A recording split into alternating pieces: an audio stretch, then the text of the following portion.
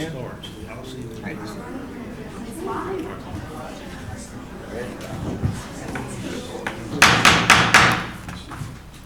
Good afternoon. This is a Livingston Parish Council meeting. Today is March the 12th, 2020. It's a few minutes after 6 p.m. We will now have the invocation led by Mr. Bubba Harris. All right, I've got Mr. Ronald Harris. I'd ask everybody to stand and bow their heads. Father, we come to you right now, Father, just to say that we love you, Father. We thank you for all that you do for us each and every day. Father, thank you for all your blessings. Thank you, Father, for sending your Son to us, Father, that died on the cross, Father, and as his blood ran red, Father, for our sins.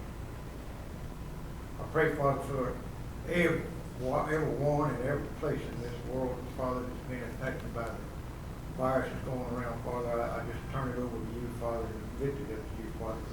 You are in total control, Father. Thank you for all that you do, Father. I thank you for your blessings, Father. Thank you for your love and your mercy and your grace. In Jesus' name we pray. Amen. All right, we'll now have the Pledge of Allegiance led by Mr. Randy DeLapp. I pledge allegiance to the flag of the United States of America and to the republic for which it stands, one nation, under God, indivisible, with liberty and justice for all. All right, roll call. Mr. King. Here. Mr. Garlinghouse. Here. Mr. Ard. Here. Mr. Mack. Here. Mr. Wascom. Here. Mr. Calvert. Here. Mr. Harris. Here. Mr. McMorris. Here. Mr. DeLapp. Here. All right, cell phones, we would ask at this time that everybody silence their cell phones so that we don't have any interruptions during the meeting. All right, public input. Okay, anyone wishing to address any of the agenda items is certainly welcome to do so. What you have to do when that agenda item comes up is simply raise your hand and we will try to call upon you in orderly fashion, right? Let's not try to shout out over the top of each other, you know, because we want to make sure that everybody gets to say what they need to say. All right? So let's do that. All right? So presentations. Is Miss Beth Wolf here tonight? She's not going to make it. Her father had a heart attack. Her father had a heart attack. Okay. Let's make sure we remember her in that. Okay. Agenda item number 7B. This is recognition of the Live Oak cheerleaders, and this will be hosted or presented by Mr. Gary Frog Talbot in Watson, Louisiana. I'm gonna ask Mr. Hard and Mr. King to help me in this since the Live Oak attendance zone, goes into their district. Sounds great. How y'all doing this evening? Okay, so I don't know if y'all wait. We got two that hadn't made it. Okay, we're gonna wait and see if we can get them at the end. Yeah, okay. All right, so this isn't the first time I've got to do this as a councilman. It kind of gets to be a regular occurrence. I asked one of the seniors how many white jackets she had, and she said 8. So let me tell you something. There's nothing special in the water in Watson that creates cheerleaders and win national championships. It's about hard work and effort and dedication from the parents and the sponsors and the coaches, and most of all, the girls you're seeing in front of you tonight, because they've been very successful. I think the last 3 national championships have gone to Live Oak cheerleaders. All right, 3 in a row, 4 of the last 5. And so, they've been very successful. The community is very proud of them. We want to present a little award or a little, plaque from the council tonight to acknowledge their accomplishments. So the first, and I hope I get all these names right, I promise I'm gonna try. Miss Abigail Couillon, if you can come up and just hang around with us for a minute. We're gonna get a picture here in a second, Miss Abigail. Miss Addie Valley. She's not here? Okay, so you said, what about, is Abby McCulley? Abby McCulley, okay, so we put a second and fourth one, so we're good. Miss Allie Reshaw. Miss Audrey Easley. Miss Bella Dunn. Miss Brianna Allen.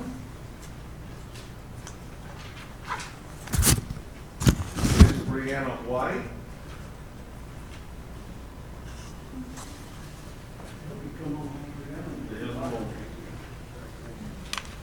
Miss Cameron Cottrell.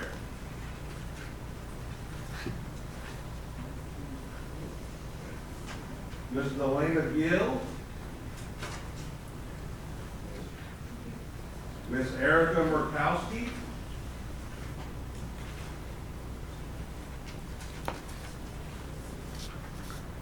Miss Jillian Shink. That's my neighbor. Caitlin Waller. Miss Kaylee Ott. Miss Emily Boudreau. Miss Lady LeBlanc. Miss London Smiley. Miss Piper Horn. Miss Reagan Davis.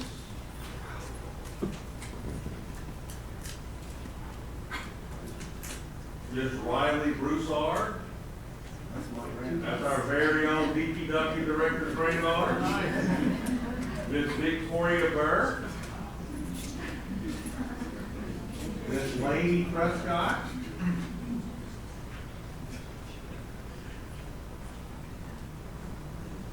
Miss Abby Wang.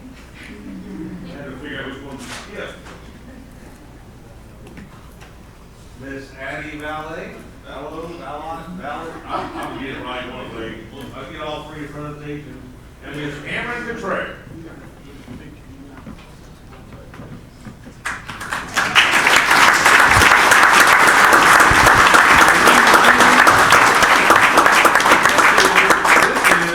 This is the 2019-2020 Live Oak Cheerleaders.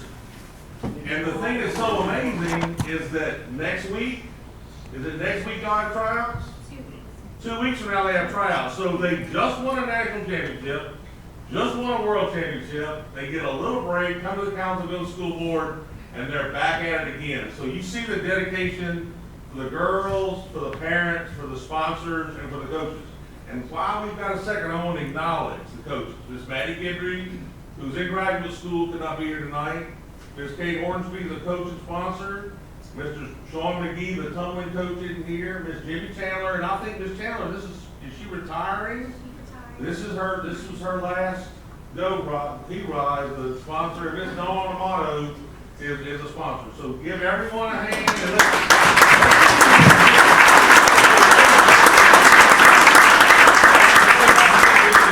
and can we come down and get it? Or we need to get up there to get it? What do we need to do? Last time we sit down and they stood behind. Okay, we're gonna go sit down. Y'all come stand behind us. Let's get a picture for the paper and we'll try to share it. All right, I need all this one. Come on, Sam. Come on, Sam. Who's the tallest? Yeah, absolutely. It don't matter. I'll get it next week, so I might as well go and give them.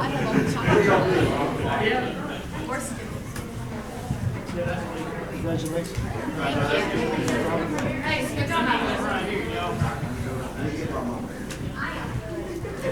You're good, Bill. You can come sit down. Let me see if I can squeeze through, ladies. I apologize. It takes a lot of room. Hey, they let me stand and take their Sunday so everybody looks at me. You need to scoot over.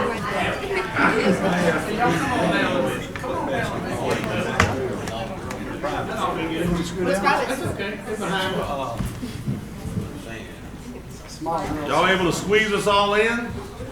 Do a panoramic shot. Is anybody gonna count to three?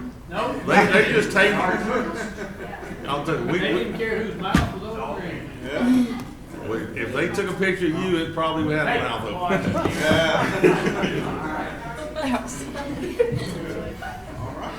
All right. Thank y'all very much.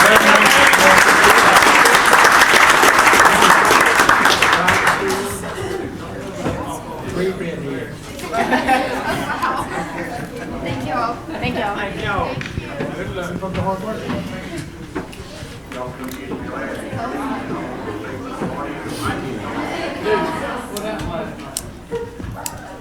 Motion to adjourn.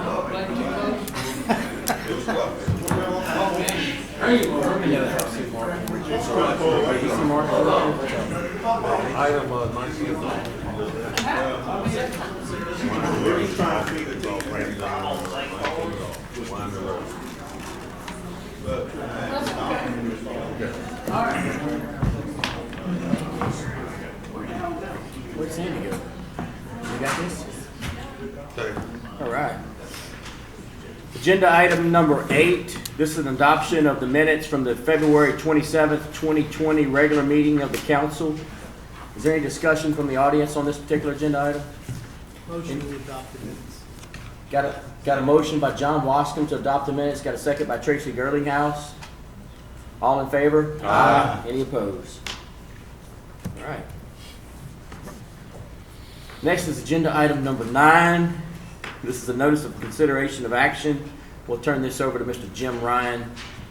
Pursuant to Louisiana Revised Section 4219.1, notice of consideration of action regarding a sales tax notice is hereby given that the parish of Livingston, state of Louisiana, will meet on Thursday, April 9th, 2020 at 6 p.m. in the council chambers in the governmental building located at 20355 Government Building, Livingston, Louisiana, at which time there will be a consideration of action regarding the call of an election regarding the renewal of an existing sales tax currently being levied and dedicated to 1, construct, acquire, extend, expand, improve, maintain, and operate roads, bridges, and related road drainage throughout the parish and acquire equipment related thereto, and 2, to construct, acquire, extend, expand, improve, operate, maintain, equip, and furnish jail facilities for the parish.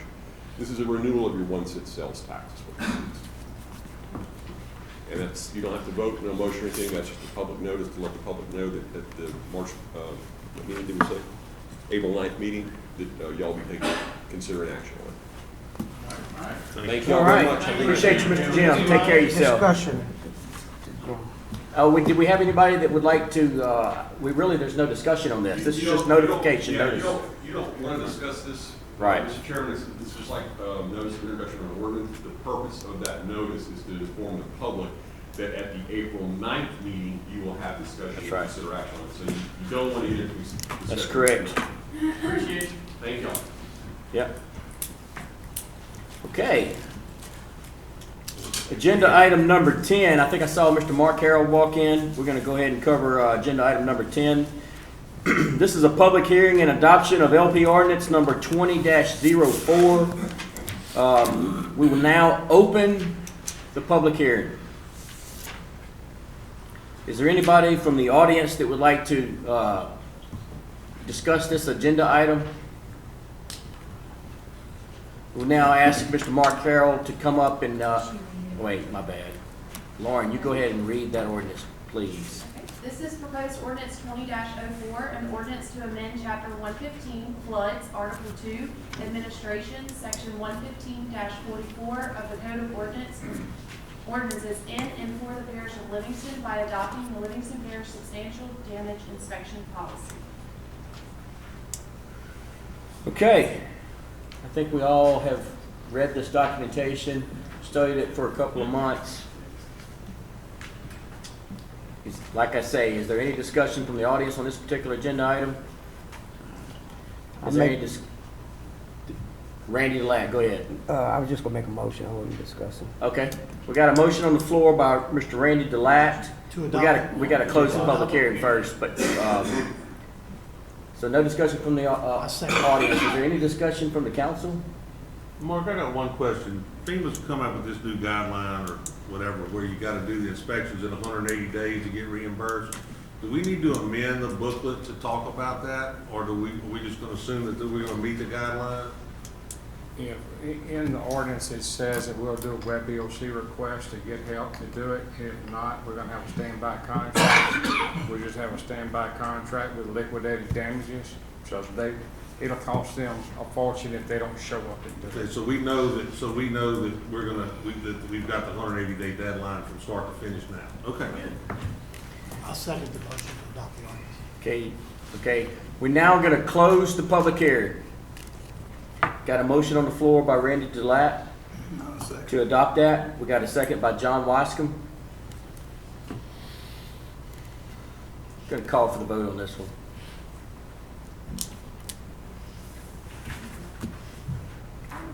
Mr. King? Yes. Mr. Girlinghouse? Yes. Mr. Ard? Yes. Mr. Mack? Yes. Mr. Wascom? Yes. Mr. Talbot? Yes. Mr. Harris? Yes. Mr. McMorris? Yes. Mr. Delat? Yes. I'd like to make a comment if you allow me Okay. to. All right, go ahead. As of 5 o'clock this afternoon, FEMA has assisted us in doing 1,100 and something inspections, and they're still working, so they like what they see. We have more new homes in this parish than I ever imagined since the flood. The old ones are gone, new ones are there. They're very pleased, so it's, in the end, I don't think the bad news for the people after the flood is going to be as bad as we thought. Always good to hear. Yeah. Appreciate that. Thank y'all. Thank Appreciate you, Mark. Mr. Mark. Mark might want to go away. All right, this time, we're going to move agenda item number 15 up to below number 10. Agenda item number 15, Livingston Parish Office of Homeland Security and Emergency Preparedness. This is Mr. Mark Harrell. This is the renewal of a standby debris removal and monitoring contracts. This contract would run from April 5th, 2020 through April 5th, 2021. Is there any discussion from the audience on this particular agenda item? Oh, we do have someone. Come on up and state your name. I just want to know who the contractor is on this. That's a good question. Do we have an answer for that, Mr. Mark? Series Environmental on the debris cleanup, and Thompson. Thompson on the monitoring. Thank you. Appreciate that. Any other discussion from the audience? Any from the council? Make a motion that we accept that. Got a motion on the floor by Randy Delat Second. to adopt that resolution. Second by Mr. Gerald McMorris. Call for the vote on this one too. Mr. King? Yes. Mr. Girlinghouse? Yes. Mr. Ard? Yes. Mr. Mack? Yes. Mr. Wascom? Yes. Mr. Talbot? No. Mr. Harris? Yes. Mr. McMorris? Yes. Mr. Delat? Yes. Mark, Okay. thank you so much for your hard work on that, man. I really appreciate it. Thank y'all. We All right. appreciate it. Anything else? I hope you You're get good to go, Mr. Mark. Take care of yourself. Okay, so next on the agenda is agenda item number 11. This is the parish president's report.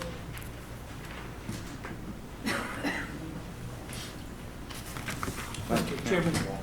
Yeah, go ahead, Mr. John. You know, Mr. Harrell actually had to leave the hospital today to come to this. His heart is for the parish of Livingston. And I'd like to say thank you, Mr. Harrell, for showing up. And I just wanted to say thank you. John was I talking wanna about say your thank you loyalty for- and dedication to the parish. For leaving the hospital to come to this meeting and present your information. I really, We got a hug from Mr. Talbot tonight. You was late. Thanks for acting. Hang around till the meeting's over, I'll give you a hug. well, thanks again, Mark. Thanks, Mark. Be careful. Be careful, yeah, definitely. All right, Mr. Layton. I'd like to ask y'all to support declaring March the 28th as Blinded Veterans Day. Read a proclamation. Whereas from the early beginnings, the Blinded Veterans Association members demonstrated to all veterans with visual impairments how to take their rightful place in the community, creating a world built upon equality. And whereas the BVA, after 75 years, still continues to advocate for veterans with combat-related, accidental, and/or age-related visual impairments to regain independence, confidence, and self-esteem through rehabilitation training and assisting their fellow veterans with visual impairments.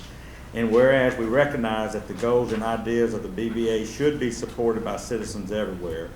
And whereas the Louisiana, Mississippi affiliate of the Blinded Veterans Association is dedicated to improving blind rehabilitation services, education, and benefits for blinded veterans throughout the United States. And whereas many Americans recognize March the 28th of each year as Blinded Veterans Day. Now therefore, I, Leighton Riggs, Parish President of Livingston Parish, State of Louisiana, do hereby proclaim March 28, 2020 as Blinded Veterans Day and celebrate the 75th anniversary of the BVA in the Parish of Livingston, State of Louisiana. So I would ask y'all to support that.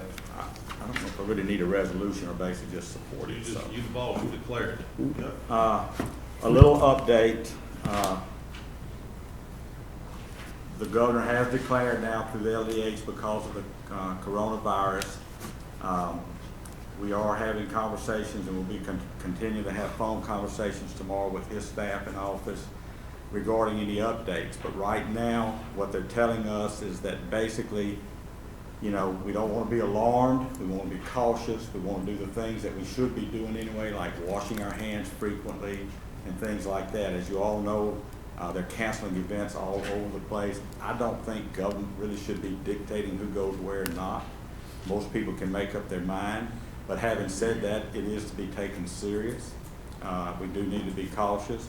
And everyone I've talked to today, which now has been many, and probably you all have too, the shelves are just, I mean, you can't keep certain items.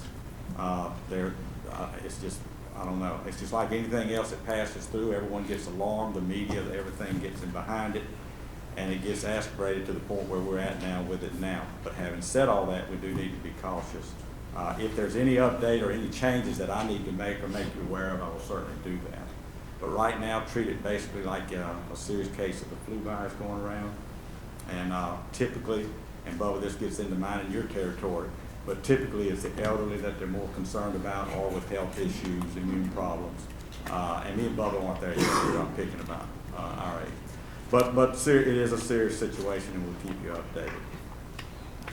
On Mr. Harrell, I would ask y'all to be in prayer for him. He has had another very rough day, and he's got a lot going on, so just remember him in your prayers. Appreciate it. Thank you, Council. Appreciate you, Mr. Layton. Okay. Agenda item number 12. Okay, I requested this be put on the agenda. I kind of want to give you a little bit of background information. Have some very important people here tonight to talk about it.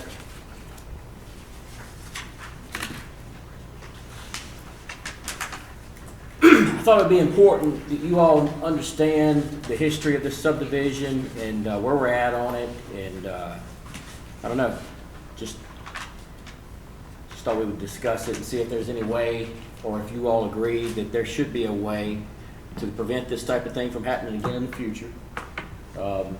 His constituents are a little are concerned and upset about this subdivision. Okay. So that being said, to the best of my knowledge, I have documentation. Deer Lake subdivision was approved development back in 2006. Okay. I think in 2009, somewhere in that area, January 2009, construction plans were signed. There was a revision to that plat somewhere around 2010, and the final inspection was done in September of 2010. And the final plat was signed in September of 2010. It was originally designed for stick-built homes, okay? Okay. And none of the, after it was designed and developed, none of the lots sold. It's North Albany off of Highway 442. Okay. There was a gentleman named Mr. Tucker. There was a company, Tucker Road LLC. The gentleman's name was Mike Schutz. He bought Deer Lake subdivision. Okay. In November of that 2014, the roads in that subdivision was accepted into the parish maintenance system. So we have a subdivision that was designed and developed for stick-built homes, and the roads and everything was taken in, into the parish maintenance system. None of the lots were sold. the one individual continue to own all these different parcels of property. Okay? February of 2016, the final plat was revised to change the side setbacks to 5 foot instead of 10 foot. Okay? At that particular moment in time, it was my understanding that the subdivision was for stick-built homes. Okay? In April of that same year, restrictions was put on the property allowing for double-wide trailers. Okay? By the parish or by the homeowners association? Good question. The property owner put the restrictions on the property because that is the property owner's right. Okay?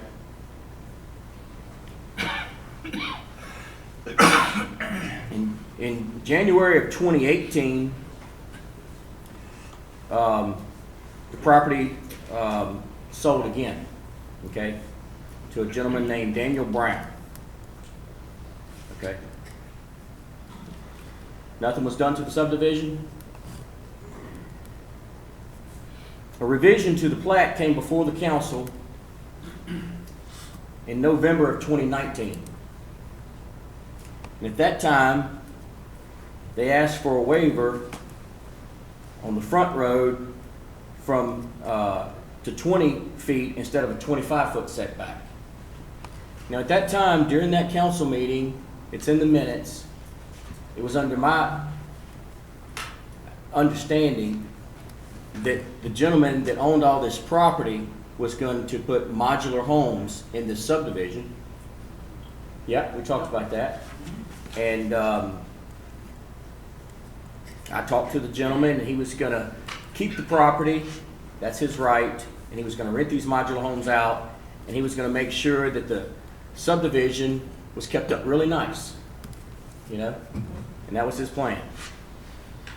We also talked about allowing him to maintain the drainage within this subdivision. One of the main reasons why is because we don't have a gravity drainage district in that area, and felt like being that he owned all the lots that he would do a good job. You know, he seemed very concerned at this moment, right? I guess sometime maybe 2 or 3 months ago, you know, time flies, it could have been a few months later, the gentleman started to try to develop the property, right? When I mean develop, I mean, you know, start to, after this length of time, and nobody buying these lots and maintaining these lots, grass grew head high, right? And people, you know, would dump a little trash in there and stuff like that. You know, it was kind of it was an eyesore for the community, right?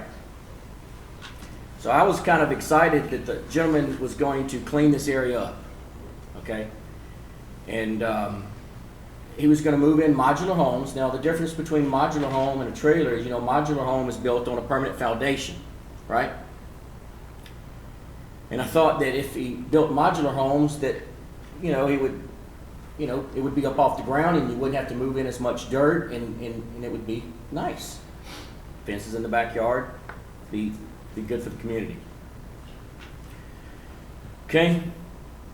Well, it was brought to my attention that the plan was he was going to put double wides in this subdivision. So knowing my constituents and knowing how they were going to feel about this, I called Sam DeGeronimo's office. And I talked to him about it. I expressed my feelings about this.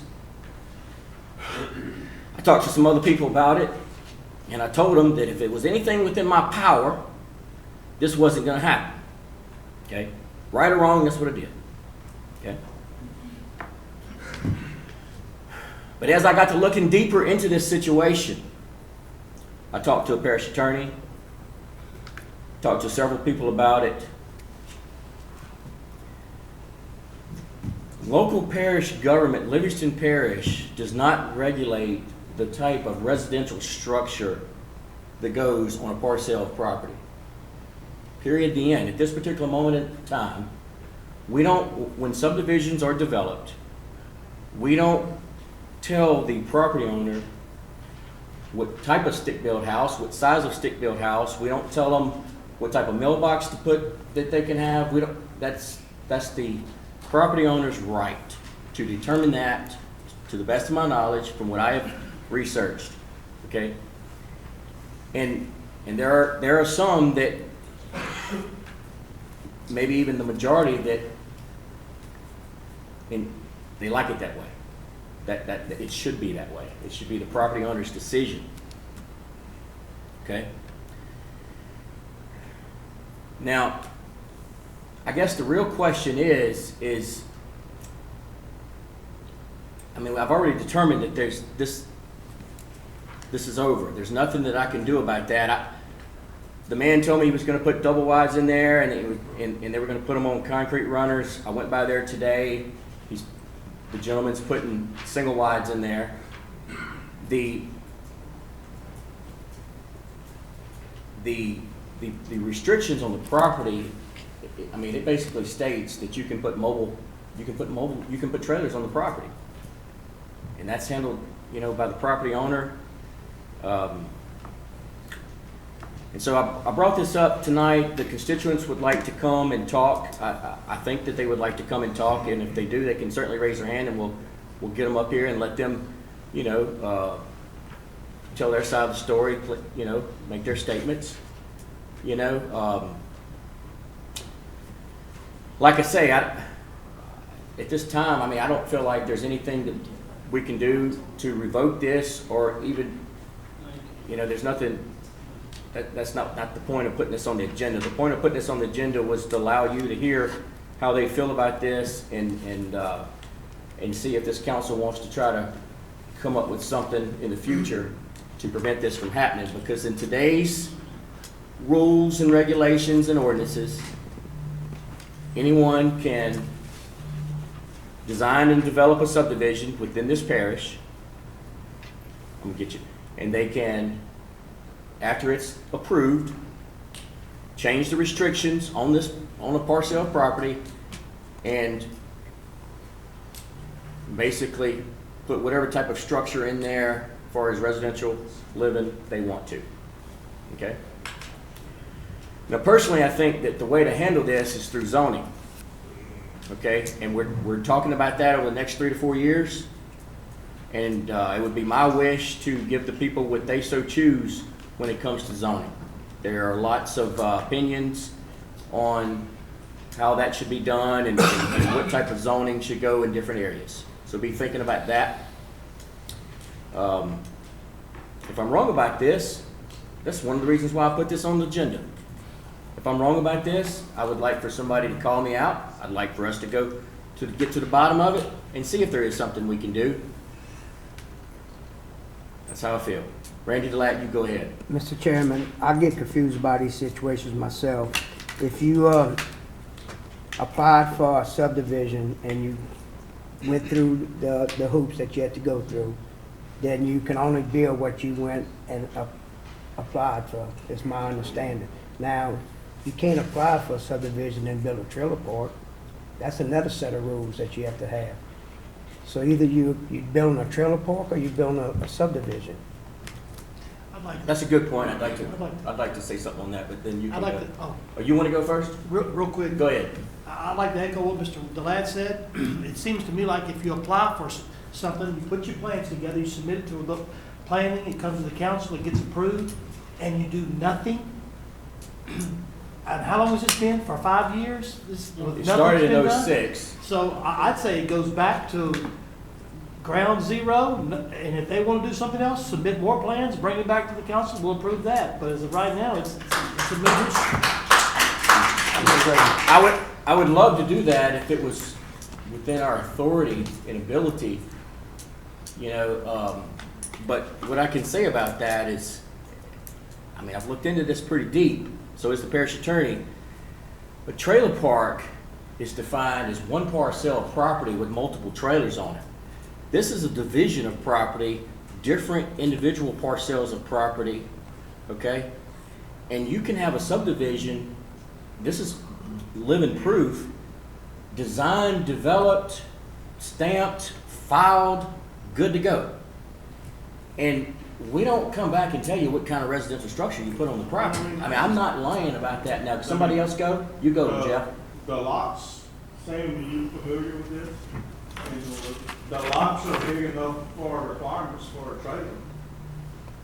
That was, the only thing that they had a problem with is the setback.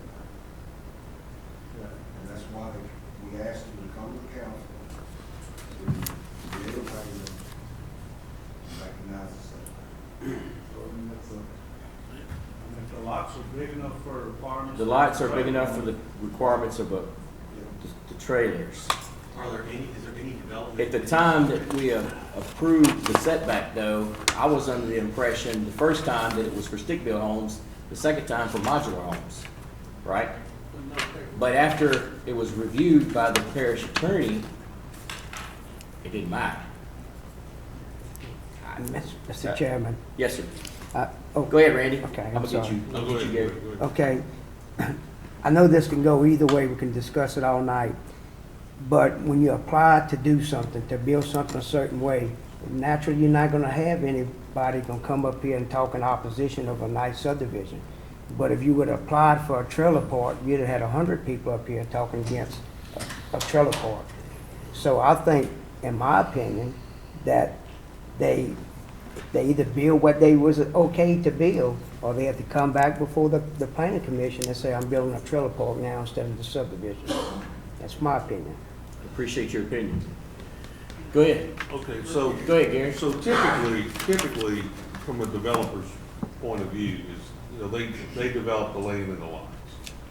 Now, whether there were, deed restrictions at the time that the lots were filed or not, I can't answer.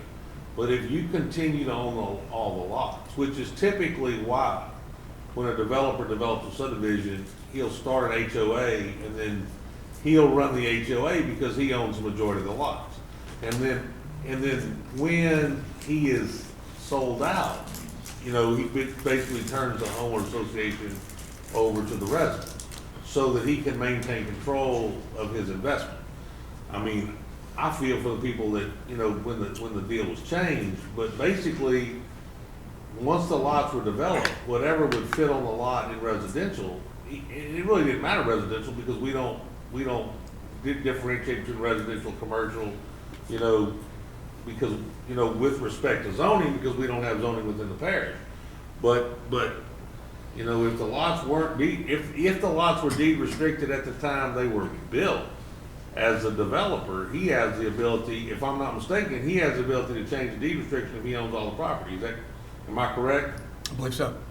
So, I mean, I understand the frustration, and it was designed for stick-built homes, but as long as he owns the majority of the lots and continues to control the HOA, he can modify the deed restriction as he sees fit. He can change it anytime he wants. He owns all the property.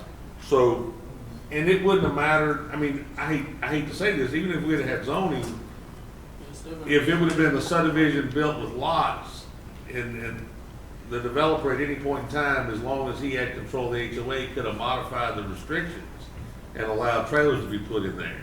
So, Well, now, if there's certain rules to zoning that you can, it just depends on how restricted you do the zoning. You could designate certain areas, to not have that type of residential structure, but. I don't disagree, but given the makeup of this parish and the attitude toward zoning, I have a feeling if we come up with zoning, we're gonna come up with residential and commercial and industrial and, and rural, but, and there might be some density requirements, but I doubt we're gonna get to the point of telling you what you can and can't, what type of structure you put on the property. I mean, that's just my opinion. But I would. Okay, we're gonna let you go, Mr. Tracy. Thank you for being in orderly fashion, raising your hand, all that good stuff, following the rules. Seems to me that the ordinance that's in place now to file for a neighborhood, does it not specify what type of house you're going to build? It don't. Instead, so that needs to happen. Well, that was one of the reasons why I put this on the agenda. I thought that might be the only method to prevent this from happening again in the future. Well, it certainly will. Yes, it will. You can do that. Yeah, zoning will Hey, certainly help. one quick question. Okay, let's before let we Scooter go. So what you're telling me is this gentleman owns it, all of the lots still? He does. Okay, and he's wanting to put trailers in it and rent them out? He Or is he is. gonna sell them? He can do either or. Because if he's gonna sell them, it's just a subdivision.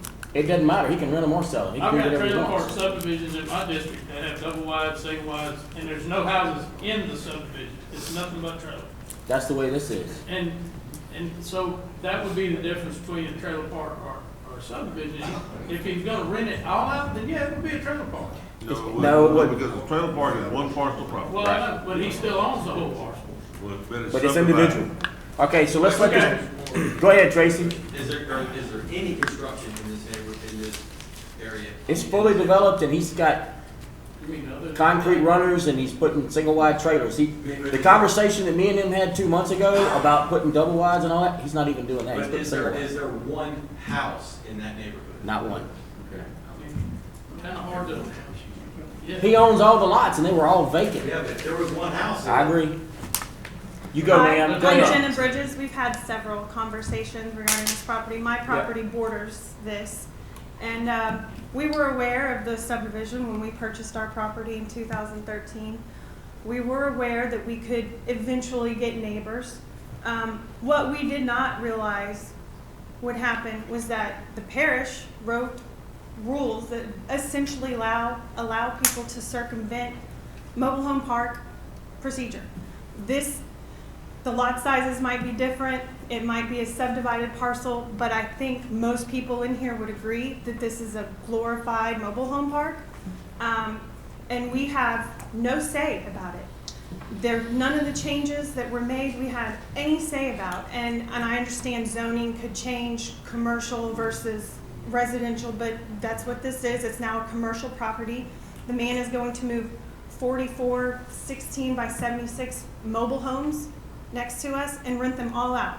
So now we're faced with a revolving door of 44 families living right next to us, and we had zero say. They don't have to follow mobile home park procedure. They don't have to have input from any of us. And I feel like the council, or who, the people who write the ordinances and can do something about it. Maybe not in our situation, unfortunately, which is infuriating, but something should be done for the parish, because this is absurd. We should have had input. We would have had a lot of people, as Mr. Delott said, that would have tried to put a stop to any of this. It would have never gotten this far. But they just have gone to do whatever they wanted. They're moving in these trailer houses that, sure, they'll maintain them for a little while. Hopefully forever. I keep praying that it is not going to be as bad as what it feels like it's going to be.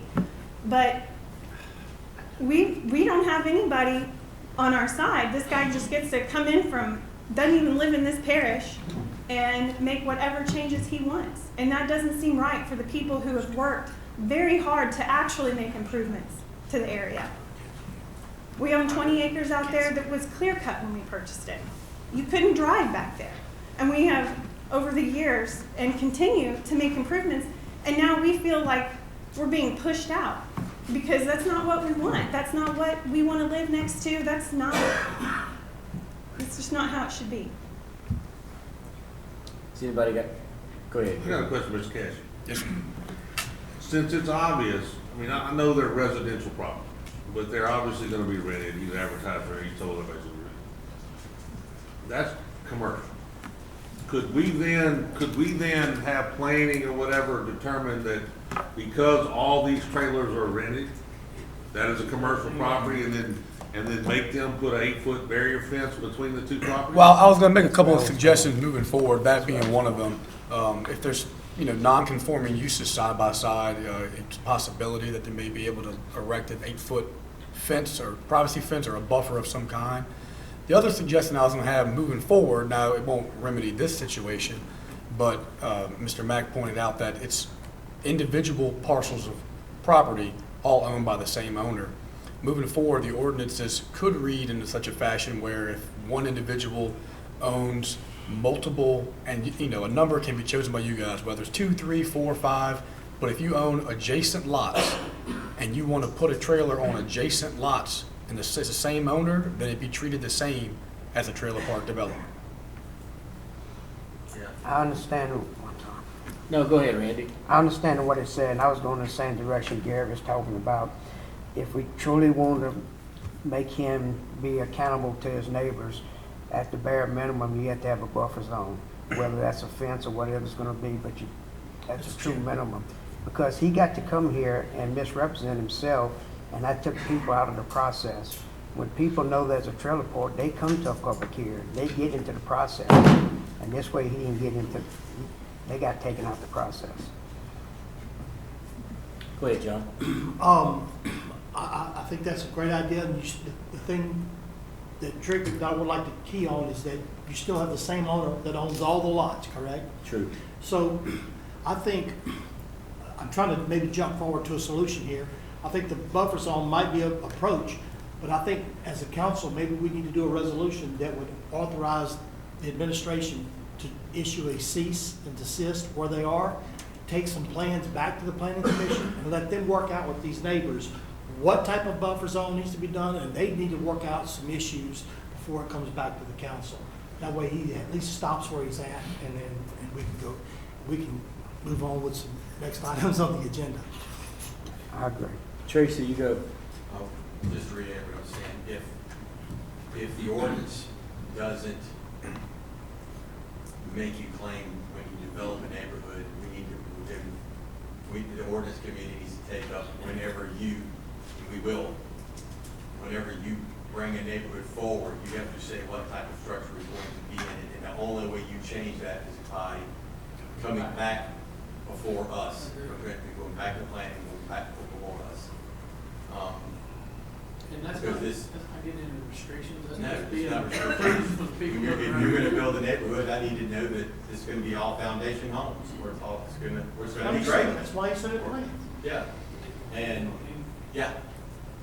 Appreciate that input. Yeah. Go ahead, Gary. We're gonna get to the audience in just a second. I'd like to, I mean, I don't want to end the conversation from the people in the audience, but I think that, I understand what John's saying, but I think that probably the ship has sailed on some of that, revisiting the plat.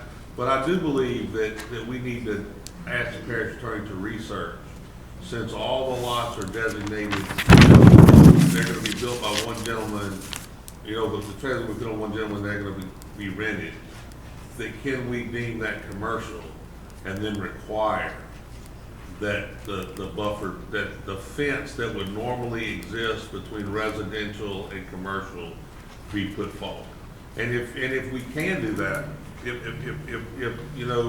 the parish attorney feels that after research that is, a viable legal option, that we move forward with trying to enforce, make that happen. Yeah, I think that. It's a plan of action. So I'd like to offer that up. I like that motion. Can you Can you clarify that? I said I like it. No, but to clarify. Basically- Okay, so we got some other individuals that would like to say something about this particular agenda item. I'm Vanessa Thompson. I live on Northville Road, so I have nothing to do with this. But my question is, just for some better understanding, we're talking about the owner as if he owned it from beginning to now.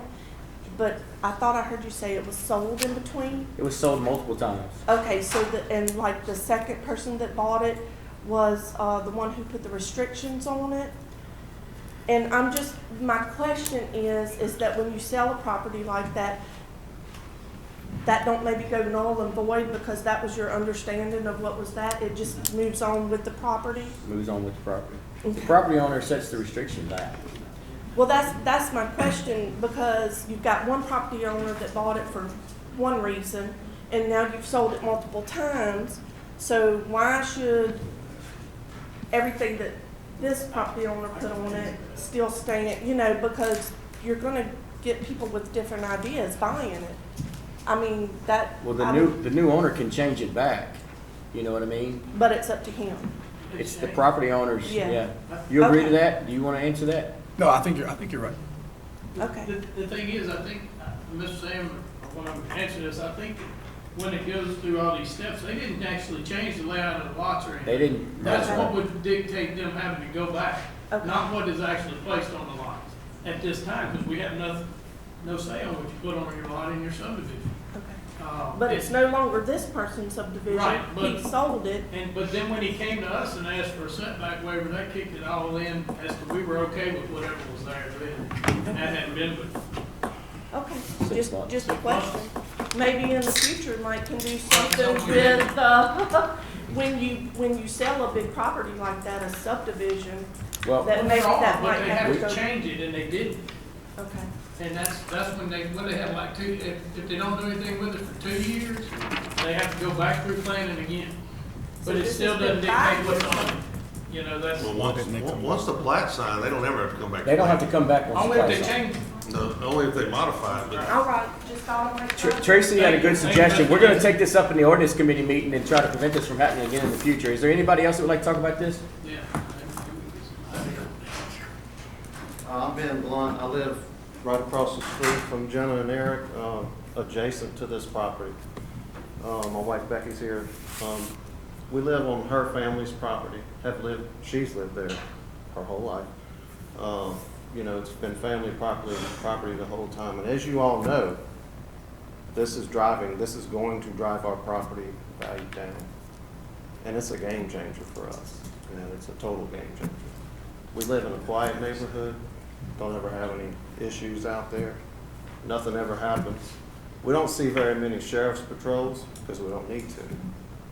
But, you know, this happening right next door, total game changer. I mean, I'm looking at all kind of options. What kind of fence do I need to put up? Do I need to sell my property and get out of here? You know, that's the things that we're thinking about. Well, and I want to say too, you know, Shane, you said it was an eyesore before. Well, actually it wasn't. You know, there wasn't grass this high over there. Yeah, some people maybe dumped some fish that they had, some fish guts in the back of the thing, but people routinely just used it as a walking track for our community. Like it became the neighborhood meeting place. And I want to say, if you thought it was an eyesore then, right now when I stand at my kitchen window to wash my dishes and I look and see those 4 FEMA-looking trailers across that way, it just makes me sick to my stomach. And that's only 4 of the 40 that are going to be put there that haven't even got there yet, and those don't even have people living in them. And to our knowledge, what we have been told, this is going to be a low-income community. This person doesn't even live in our community that's renting these out. Therefore, he is just looking at it for the dollar. He's not looking at what's going to be put there. He has no concern for that. We own rentals ourselves, but I'm going to tell you what, we make sure, you know, that we don't put people in danger when we move somebody in next door. But in this situation, we have a major concern of what's going to happen, who these are going to be rented out to.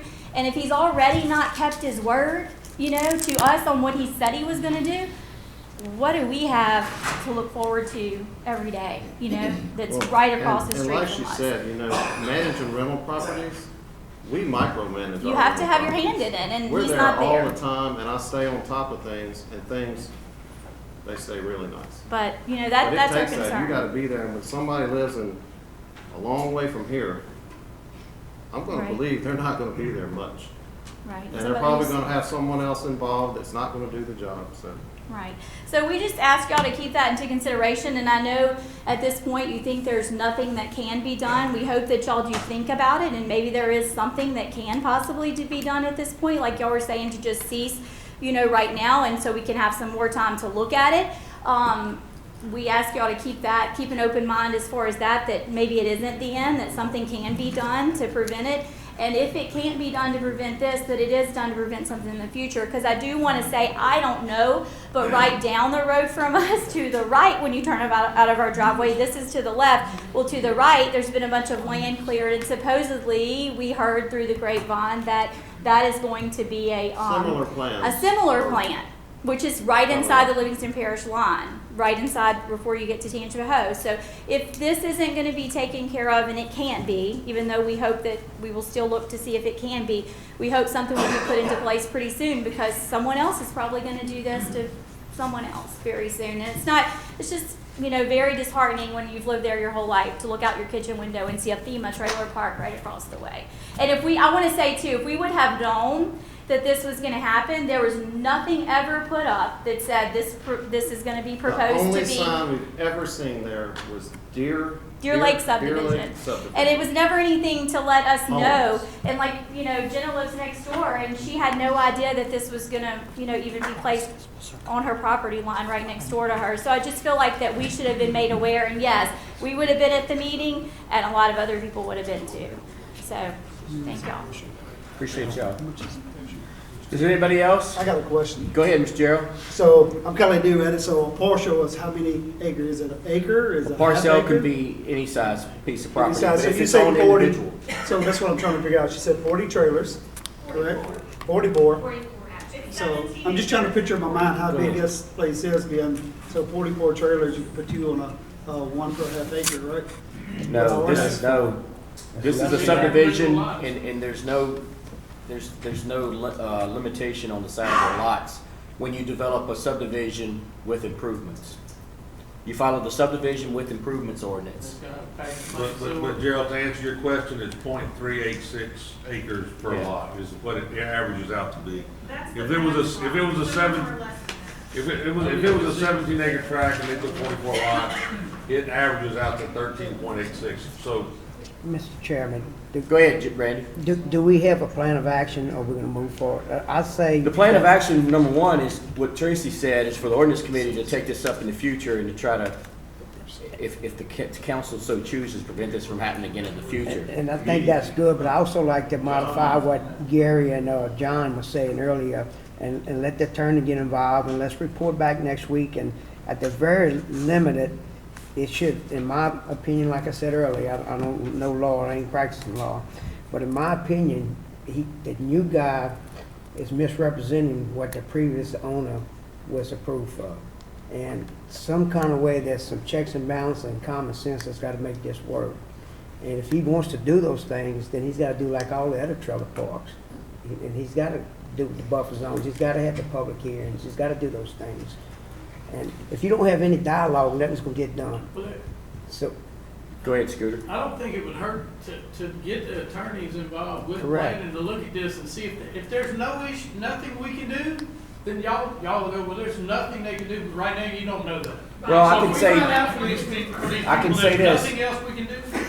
I agree with that, but I can say that I've already talked to them, and they've already told me that there's nothing that they can do, and that what we can do is file a lawsuit and fight this, but that we will lose. And so can't the people and the citizens do the same thing. well, Ms. Cassie, what do you think about, since it's all since they're all rental properties, the chance of saying it's commercial, and then, I mean, is that a reach? Do you think it's possible? I think it's an idea that's definitely worth exploring. If it's the least we can do, we need to do it. Resolution. Okay. I mean, we're not gonna solve the problem, but if we're able to put a buffer between the next door neighbors and That's a you know, requirement. I mean, I know we can't help them across the street, but, you know, we can help the best we can on some of those things, at least try to look into it. Go ahead, Ms. Jenna. And this is just like a thought, but in thinking, when someone purchases a property like this, they do their due diligence, correct? They should. Wouldn't they come typically to make sure they're interpreting the law or the ordinance correctly? I mean, isn't there some way that this could be headed off even before, or like he said, common sense steps in. Just because you can do something doesn't mean they should be allowed. At some point, people should get an opportunity to weigh the options, even if the ordinance is allowing them to circumvent this.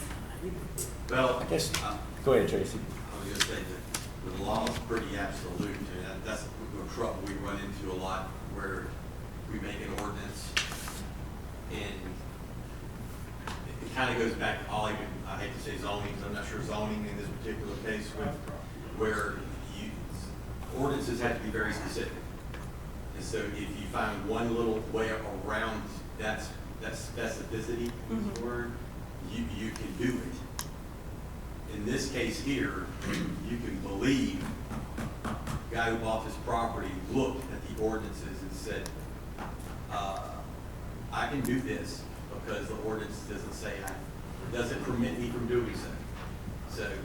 But I think if there's something that's missed, that we've missed, and like you said, we don't really, you look at it really good, even if it's the littlest thing, it makes it come back, I'll vote that. I can tell you that. And we're going to. So we can hang our hat and on. we are going to, We'll vote just so we can that. hang our hat on, I will. Because I feel for y'all on this, I really did. The ordinance, we will change the ordinance going forward. But we're gonna change it. Yes. Quite a few Like things. to the soon. ordinances, yeah, so. Hey, okay, let me get you Sam. Let Becky go real I quick. just have one more thing Go to ahead, add. Becky. I don't know, but you know, of course, during the flood of 2016, that property flooded so bad. So I don't know if this is anything too as far as flood zones and restrictions for putting a mobile home park with 44 families there who are, you know, even in the March of 2016, before the August 2016 flood. Actually, during the March of 2016 flood, I was across the road at our church. We had went over there, we were helping fill sandbags and stuff, and we were over there when a guy came from Clayton Mobile Homes in Hammond, and he was standing there, happened to be standing in the lot when I was, and he said, "Man, I'm glad I didn't invest in that." And I said, "Oh, what are you talking about?" And he said, "Well, I own the mobile home place in Hammond that sells mobile homes," and he said, this guy had approached me about doing a deal where when you bought a mobile home, you got a lot, you know, it was all in one, and then you had your home all in one. And he said, "I'm so glad I didn't invest in him with him after seeing what I see now and how bad this property is flooded." That was in March of 2016. So of course in August it was even worse. So I don't know if there's any restrictions too. I just wanted to bring that up as far as like putting a trailer park with 44 homes in a definite flood. They would have to put it 1 foot above BFE. We talked I'm about not that sure, at go ahead, ordinance Jeff. last night. I'm not sure if that's a flood zone X or a flood zone A or AE, but if it's, if it's a flood zone AE, then they will have to elevate the And they mobile haven't- homes 1 foot above base flood elevation. Okay, as far as right now, when we made a trip around the thing the other day, they doesn't look like they've made like concrete pads. All they've done where the two wheels of those FEMA looking trailers are gonna roll, there is concrete poured in those trenches, is what's there, and that's all that's there.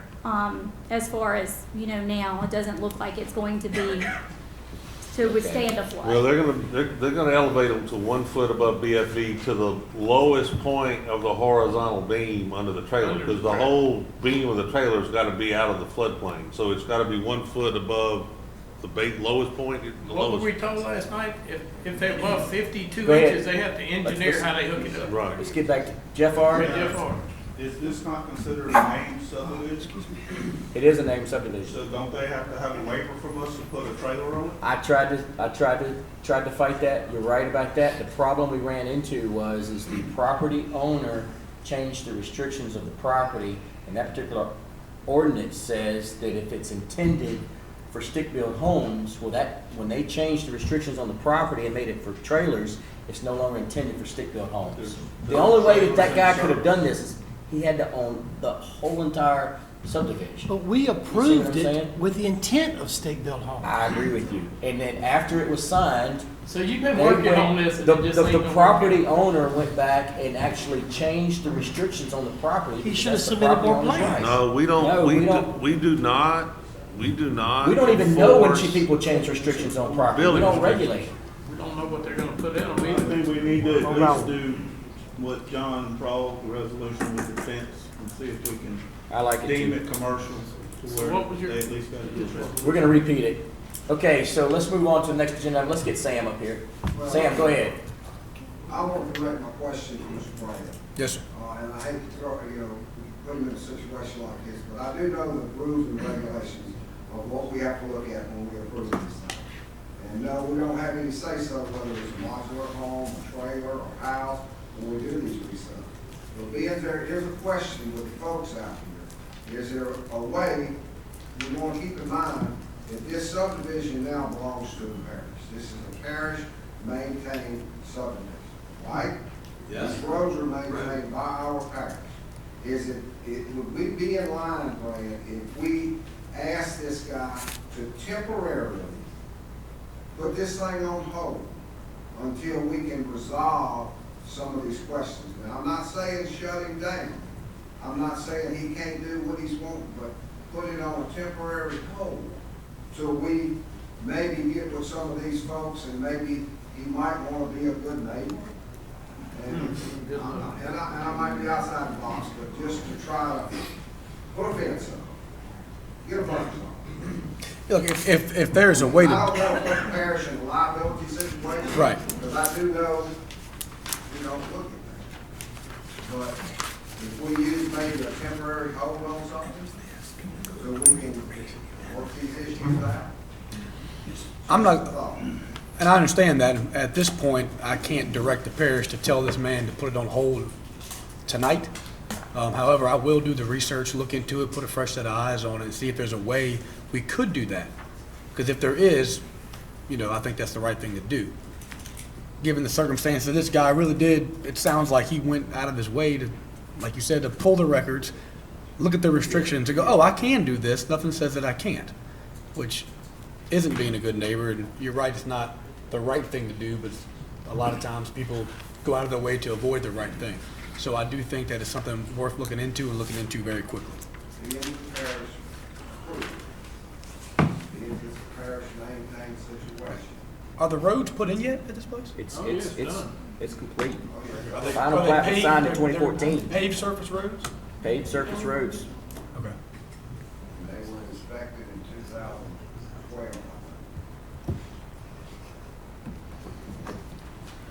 Okay, So we got a motion so we for got a a, resolution. we got a motion for resolution. Can you repeat that? To ask the parish attorney to see if we can possibly, because all the lots are gonna be for rental, declare the property commercial and require an 8-foot buffer fence between all non-conforming property. And follow all commercial rules. Yeah, require Can- all commercial rules. Can we also add that it should go back to the planning commission? Yes, If it's you follow all I commercial mean, rules. because they would be the ones to see Yeah. it if it was a new set of plans, which it should be, I think. So can we add that to that, Gary? Sure, I'm fine. Then I'll second it if you'll do that. If it's changing from residential to commercial, that may. It needs to trigger go to the something planning else. commission anyway, let them work with the That's rest. where they already looked Are you going to insert in your resolution that temporarily, on hold?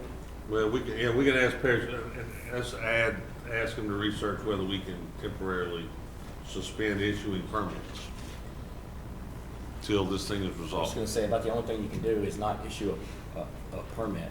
Yeah, we could Right. see, Mr. Castle, you check that out and see what we can do. Yes, sir. at. You hate to drag that out, but, So were y'all able to capture all of that was within that resolution? yeah. They Got it? All right. Okay, so there was a motion on the floor by Gary Talbot, a second by John Wascom. All in favor? Aye. Any opposed? Appreciate that. Okay, at this time, I gotta get this agenda item straight. 13. Actually, the truth is I would like to move agenda item 23 to just before 13. And I promise I won't move anything else. We'll keep up. Can we 23 on Yeah, there's no paper there. Okay, agenda item number 23. This is discussion with Clear Lake Subdivision Homeowners Association regarding their problems. Mr. Bubba Harris asked to put this on the agenda. Yes, I did. Who's gonna be speaking for y'all tonight? You? Come on. Thank you for the opportunity to address you. My name's Murray Corcoran, and I'm the president of the HOA for Clear Lake Subdivision. We're located at the southwest corner of I-12 and Juban Road. We have 68 lots and 65 residences. With me are our board members that we'll introduce if required. I was looking. We've had 4 filings dating from 1996. In 2016, the surviving developer died intestate and indebted to Plaquemine Bank without having formalized an HOA. All the lakes, lake beds, and common grounds were repossessed at that time. Remarkably, a judge allowed the bank to less than accept the roadways, and Plaquemine Bank disavowed any past or current ownership of the roads. Stipulation was made at that time that a quitclaim deed would be transferred to a legally incorporated and insured HOA. We successfully incorporated and insured Clear Lake at Jubilee Crossing HOA in January of 2019, enlisting the services of Elliot Atkinson. Mr. Atkinson's guiding our path forward, but was unable to be here tonight because of the death of a partner in the firm. Our secretary, Donna Bernard, requesting to further explain our current circumstances and make a specific request for your consideration. You have. Excuse me. All right, so could you just repeat that last statement? I just Ms. want to make sure we Bernard's got Ms. that. Bernard's gonna make that. She's gonna further clarify our circumstances Okay, okay. and make Sounds a good. specific request for y'all's consideration. Appreciate you. Mr. Mack, could you distribute this contract? We definitely can, and you're welcome to do that. And when you come back, just kind of state your name and where you live. I'm Donna Bernard, I live in Filing 3, Clear Lake subdivision. I'm currently the secretary for this second board meeting that you're embarking upon. Thank you. We had- You want me to pass those out? Yeah, please. Thank you. Take your one, pass them. Did you want me to continue? Yes. Okay, we've had several, a couple of different meetings with Mr. Robin Harris. We've met with the DPW. We met with Mr. Wayne Mack, who was to get us a meeting with Mr. Leighton Ricks, and that didn't happen just yet. So we thought that maybe we just come before you and explain our situation, and then you all just guide us in the direction you want us to go in, because we have just about opted out of every possible solution to resolve our dilemma. So what we're going to look at tonight, if you look at the little map, you'll see that filing 1 is near the top where you have the big number 1, and it existed for a long period of time before filings 2, 3, and 4 were developed and incorporated into the development.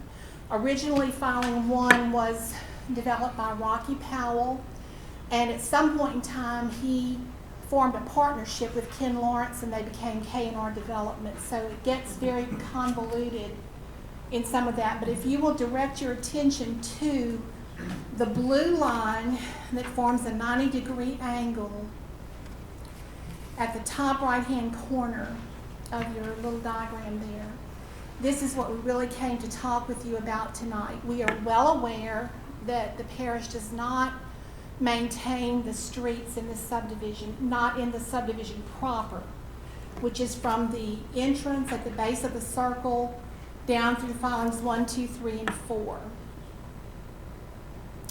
All the plat maps show that it's privately owned streets and that they are not to be maintained by the parish. We fully understand that. But we have a major question with the rite of passage, which is what we're going to refer to as the Blue Road. The Blue Road was the original Powell Lane, owned by the Jubins, and it went all the way out to Jubin Road. You see the 3 blank lines there, the 3 lines across that end. That was originally purchased by, I think, the Department of Transportation to make an L-shaped road that runs into the new Shell station and directly across to Buddy Ellis, where the roundabout is supposed to go.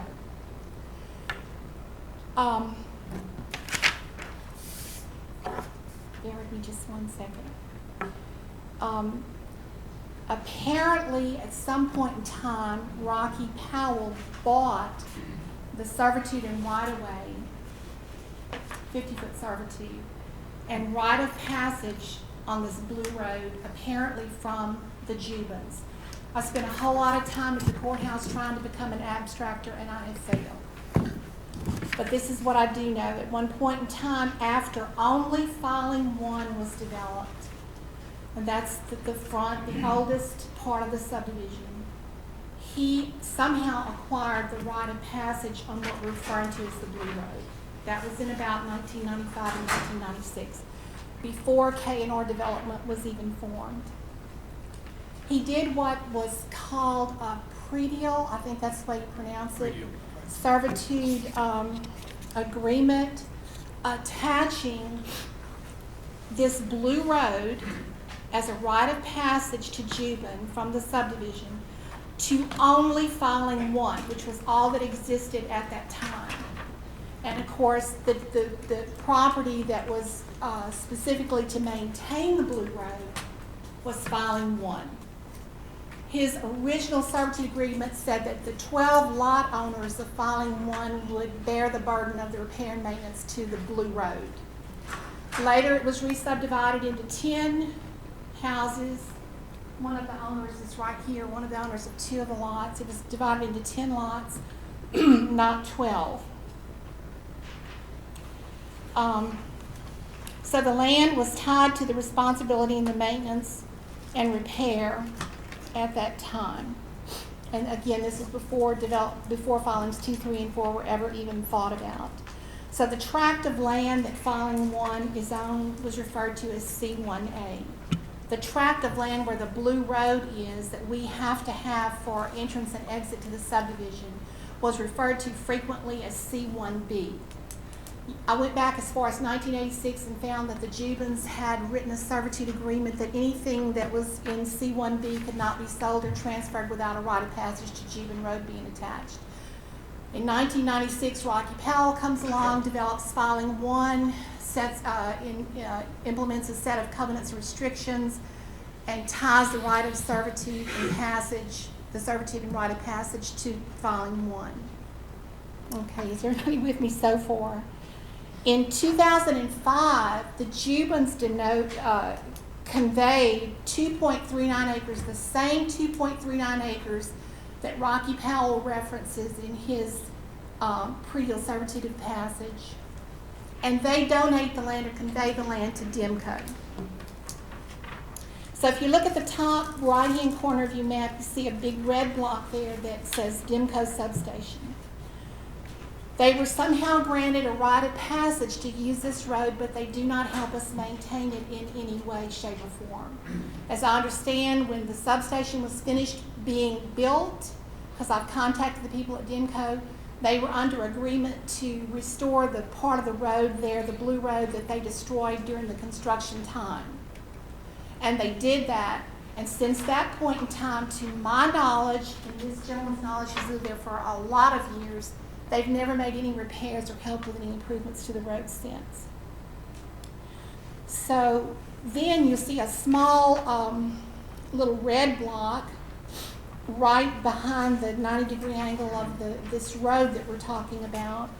And that's a house that was later built there by Rocky Powell. It was built on the right-of-way, which was later found out was omitted from the plat maps.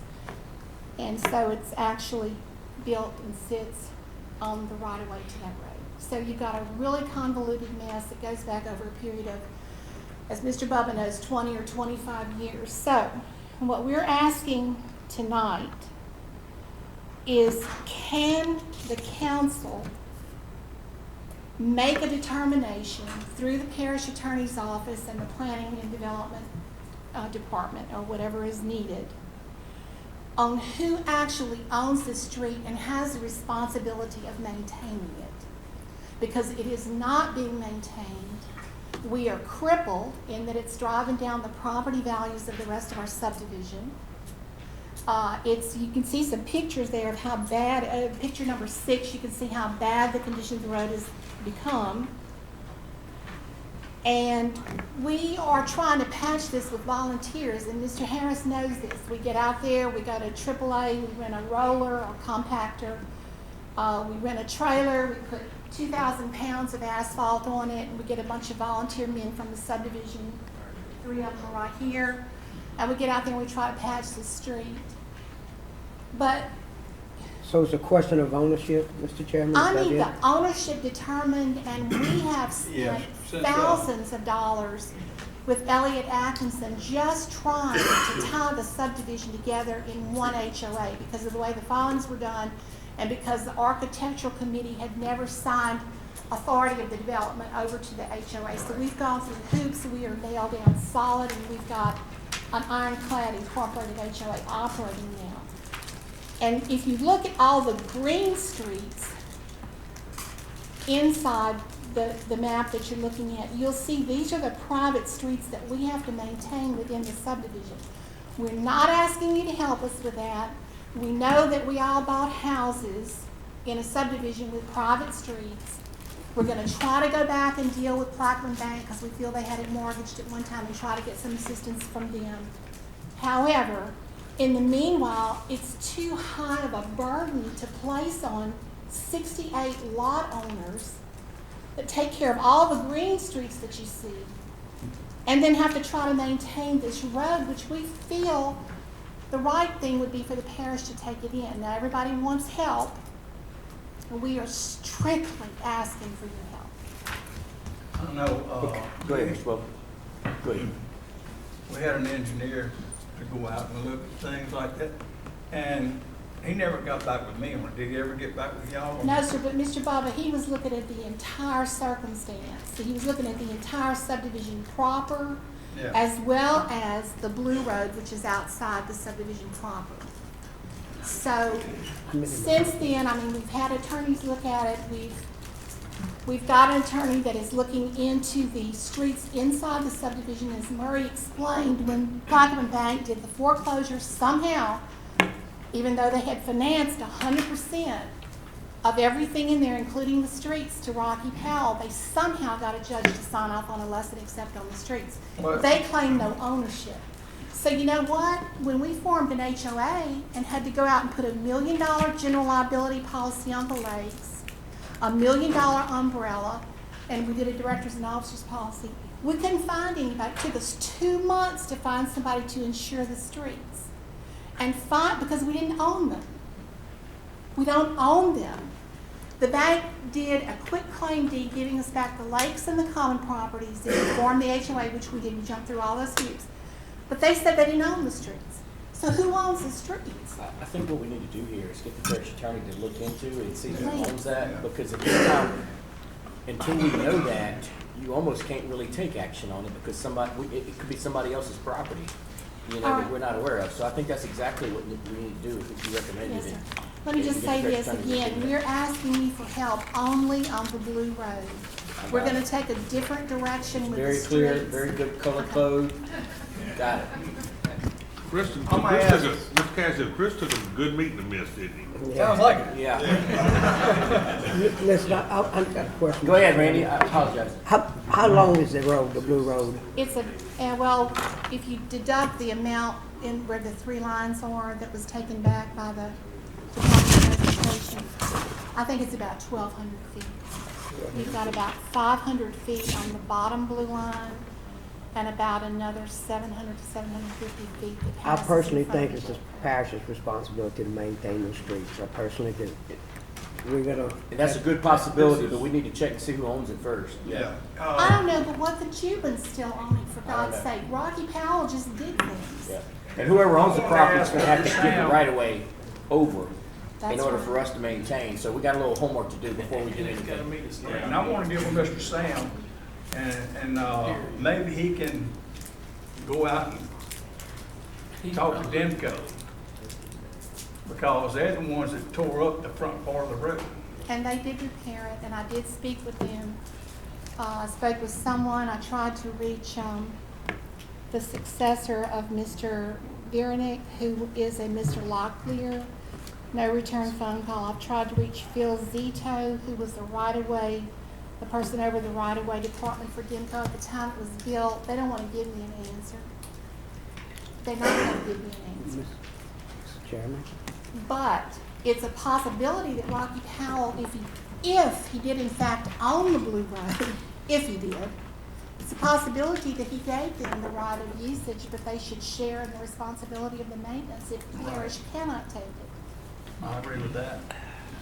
So all we're doing is just asking for your help and guidance, because we're getting nowhere, and it's a bad situation. And that's another one, we may have to get the attorney to look at that.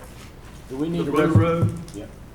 I would like to make a motion, resolution. I'd like to make a motion that we send a letter to Demco's board, that they look into the inquiry about them sharing the cost of the road. If they feel like they have no obligation, that's gonna be doing some legwork for our attorney, where he doesn't have to redo the same legwork over and over. Yeah. But I live next door to the president of the Demco board, and I will also mention it to him and see what happens. That'd be great.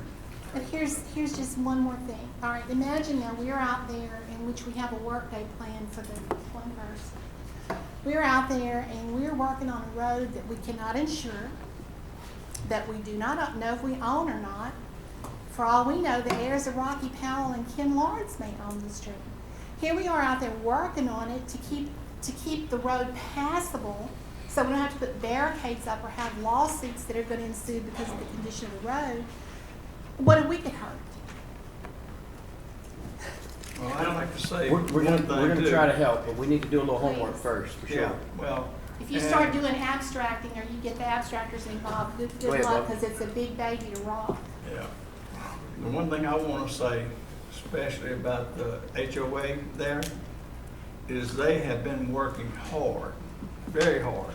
I've been to a couple of different meetings in there and tried to come up with a solution to the problem. It just hasn't worked out right. So I think with Randy's motion right there, I think that would be a good start with Demco. Get that in, maybe patched up, fixed up, whatever it takes to do it. Will you get back with this? We don't Yes, necessarily ma'am. have to come back here, if you can just let I'll us know do what it. the outcome is going to be. Thank Okay. you. Thank you very much. Okay, Appreciate so all is there any y'all more coming. discussion on this particular agenda item? We're good? Randy, can you repeat your motion? Yeah, I'd like to make a motion that we send a resolution to the Demco board asking that they maintain the road or look into their liability of the damages they have done to the road, and if they can help out on the road right now. In addition to that, I also would like to send this to our attorney to see if who owns the road, if we have responsibility, if who has the responsibility of the road. Okay, Sounds good. we I'll got second that? Got a motion on the floor by Randy Delat, second by Bubba Harris. All in favor? Aye. Any opposed? Mr. Chairman. Thank y'all very much. Thank y'all. Go ahead, Randy. Mr. Chairman, I'd like to also ask that we move item number 22 to be the same 3 agenda items in a row, and then those people could go home too. Okay, Sam gonna kill somebody. last one. Keep getting bumped. Agenda item number 22.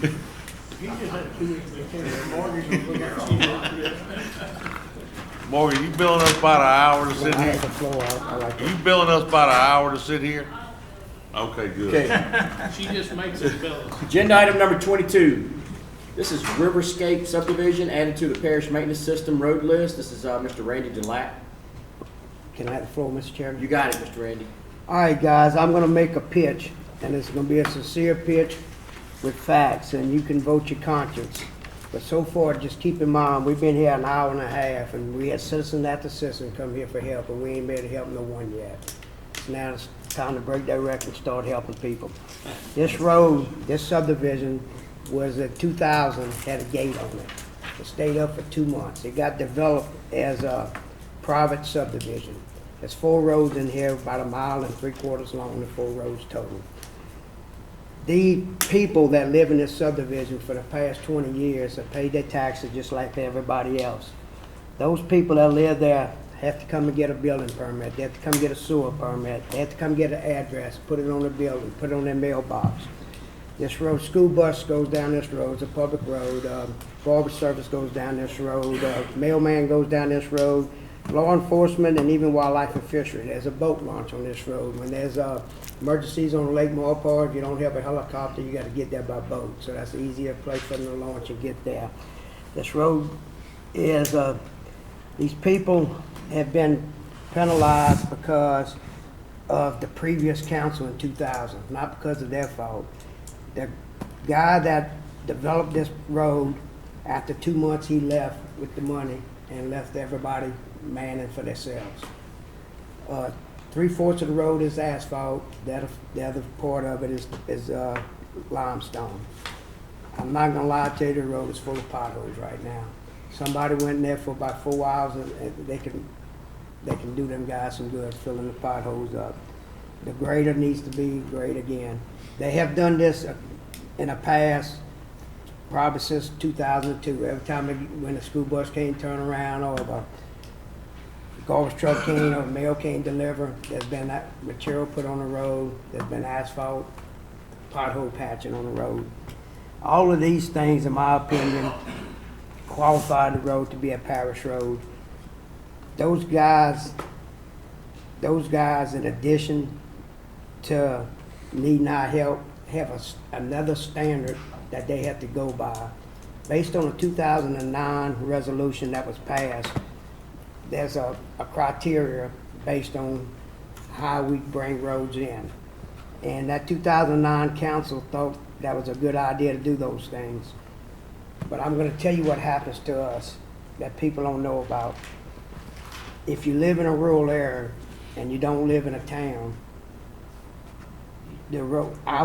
our resolution doesn't apply to the people in the town. For example, we overlay roads in Springfield and Killian that has nowhere near the quality of road these people have. In addition, the people that live on those roads in Springfield and Killian, those town roads, they are what I call seasonal people. They come for the weekends and they're gone. They don't pay no taxes. Yet they got a brand new blacktop road last year. They got one on the road list this year. These guys have been here for 20 years. They pay their taxes. They haven't gotten any roads because we had road ordinance in 2009 says it has to be built to this certain standard. But when that road was built, it was built to those certain standards. That's 300 miles of roads in District 8, okay? In 92, there was only 300 miles of parish road, parish-wide. So there's a lot of roads been taken in that's been private roads. One right next door to me called Noblest Lane.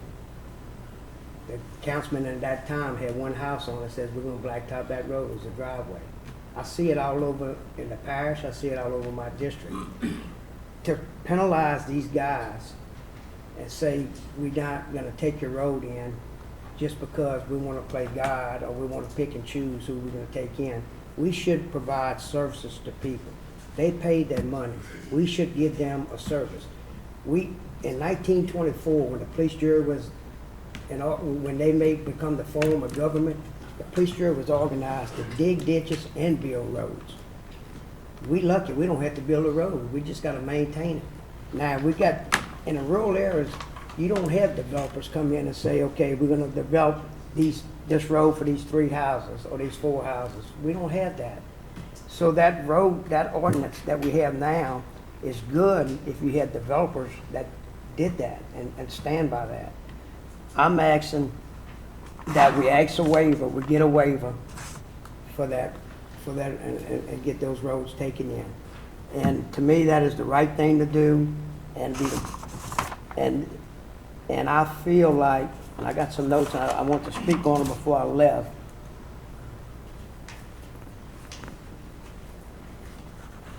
I want to make sure. I feel like it's not fair for us to dictate to them what they have to do with their money or their way of life.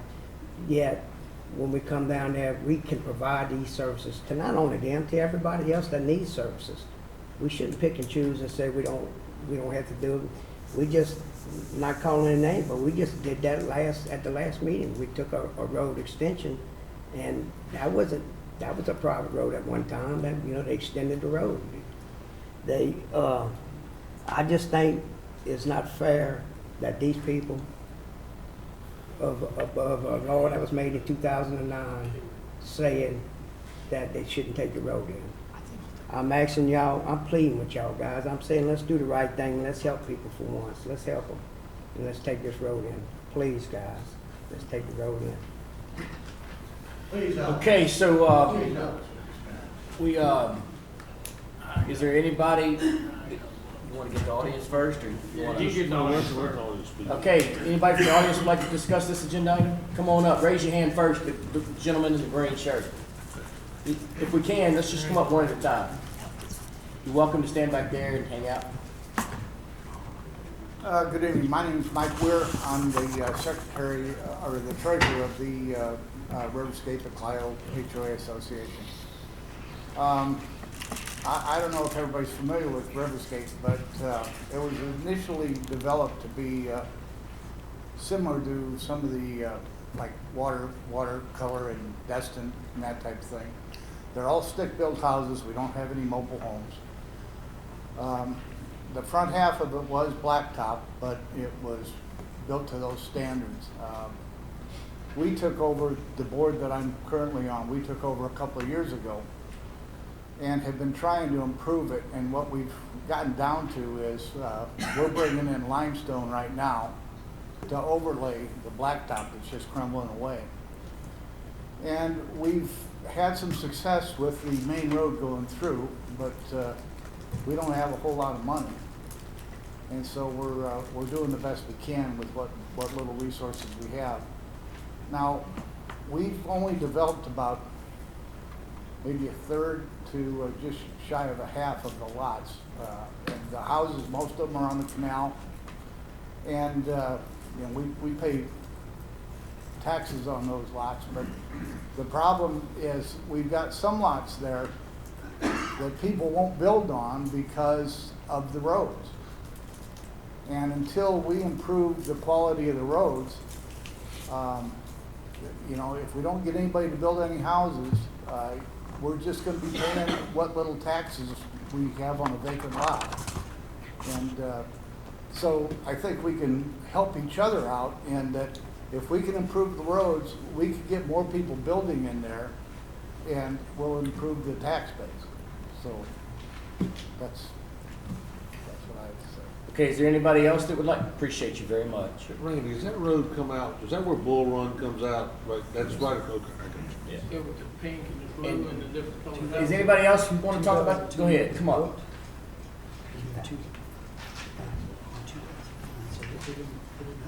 How you guys doing? My name's Keith Cassiopa. Been there for about 13 years and been dealing with this road for 13 years. Right now, it's almost four-wheel drive area. I want to thank Randy DeLatte for bringing this matter up. We've been paying our taxes just like you said. We're also on Highway 22. That's a state highway. That's not a parish-owned highway. We pay for our own water and sewage, and we've been paying our taxes. We just need a little bit of help here. I think it's fair that y'all help us a little bit here. Like I said, we're on a state-run highway. We don't have any parish water, sewage. And been there 13 years, paid everybody, over 20 years for some of them. Just need to ask y'all for y'all's help. And thank you, Randy DeLatte, for bringing up this matter. Thank you, guys. Appreciate you. Anybody else? Anybody from the council would like to speak on this subject matter? So I got one Go ahead, question. Mr. Chair. So if the subdivision was developed in 2000, correct? And the ordinance was passed in 2009, would they put it up underneath that ordinance? Because I guess that'd be a question for you. Is it up to standards, or would it have to be since it was built before the ordinance was passed? I think that the 2009 deal was a way we created a standard of how to bring roads into the parish. It had nothing to do with the construction. It was a way to establish a procedure so that we didn't end up with maintaining people's driveways and stuff that had happened in the past. So that previous council created a procedure that said, if you want to bring a road to the parish, this is what you've got to do. And if you meet all those criteria, then you can bring it to the parish. Now, I know, and I'm going to ask Mr. Cassio this, if you don't mind. I'm sorry, you finish. No, I'm good. I want to make sure these people ain't liable for something they had no control of in 2000, and we passed the ordinance in 2009, you know? Right, I got you. In the past, the parish has done emergency repair for public safety or whatever. You know what I'm talking about? We obviously talked about a situation where there was a public boat launch and they maintained the road for years. And it never was in the maintenance system. We just maintained it because So there's been testimony that the sheriff's office has used the boat launch and wildlife and fisheries has used the boat launch. The school buses go through there, garbage trucks go through there. Is there a procedure, or is it illegal, or is it, you know, is it appropriate for DPW to do maintenance on a private road if it's good for the public safety without bringing the whole subdivision into the road program? I mean, that's something we're going to have to look into. It's just for public safety in and of itself. The road currently, you're saying, does not meet the current standard? It doesn't meet the construction standard. It doesn't, it's not wide enough. It didn't have the right base. It doesn't meet what is currently the construction standard. It's got the width. Oh, it's got, so, well, I just saw some pictures that look there, and it might be just the Go ahead, Randy. Some questions, and I know where Gary's going, and he's asking legitimate questions. State law says that you can spend public monies on public roads if it affects wildlife. You mean private? Private. Health and safety. There's also a law that says after 3 years of maintaining that it becomes part of the parish. I know for a fact, being public works director, that we maintain the road. I know for a fact that, you know. I know who graded, I know who put the material on. I know what's currently been done. So I know that it would fall in that criteria. But before we go through all that stuff, I would ask that we just remove the waiver and take the roads in right now. And I'm gonna be honest with you, if somebody else comes in, I'm gonna ask them to take their roads in too. I think that's our responsibility, what we do. That's what we sit here for. And I know everybody wants to pick and choose and say, I'm not saying we develop roads for a developer. That's not what I'm saying. But I'm saying that we have to represent the people that can't represent themselves. Developers got attorneys, they got engineers, they got money. These people that live in here, I'm looking at a state trooper, I'm looking at a homemaker, I'm looking at people that pay back their money every day, and it's where they can't even get to their homes. And this is now 1.75 miles of 40 families or more, and we just talked about last week a road with no homes on it, that's a parish road, and we talked about tonight parish roads with no homes on it. These people have waited long enough to get some relief. They have waited long enough. All right, go ahead, Tracy. My question, this is something we went back and forth on for 4 or 5 years. So what doesn't, I mean, it could be a gravel road. Being gravel does not keep you from being brought, but what does it not have that is required by the ordinance? I think the way some people were interpreting it, that if they did a road test on the road, it wouldn't pass the road test for the foundation. Compaction. It would compaction. It would on the limestone now, but the asphalt, one road particularly is okay, but one of the roads is deteriorating pretty bad. They don't, like the man said, they're putting in between the time the parish gets there with the pothole patcher, they go back and they put limestone on some of the other holes, you know, themselves. Tracy, if I'm not, Sam, you can correct me if I'm wrong. I think Tab brought this to us in 2016, and we asked that DPW go do the evaluation based on what the criteria was set forth in 2009, and it didn't meet. So DPW would have to tell us what part of it didn't meet, you know, and I'm sure Sam came from memory. He'd have to go back and look at the evaluation. Well, we went out there 2 or 3 times. Yeah. We met out there with some of the homes. I know Robbie Lamb was a good friend of mine, and he lived out there. So I went and visited him with Tab, and that's when it all started as far as we're concerned. As far as under my watch, it started with Tab. The road it has no foundation on it. We even brought a dump truck out there with a load of sand on it, and I don't know, he met with, my assistant met with someone out there, and I wasn't there. I thought it was a homeowner president maybe, and witnessed all this. Like I said, I don't know who was with me, but I know Robbie was the first one to try to institute this thing of getting it into the parish system.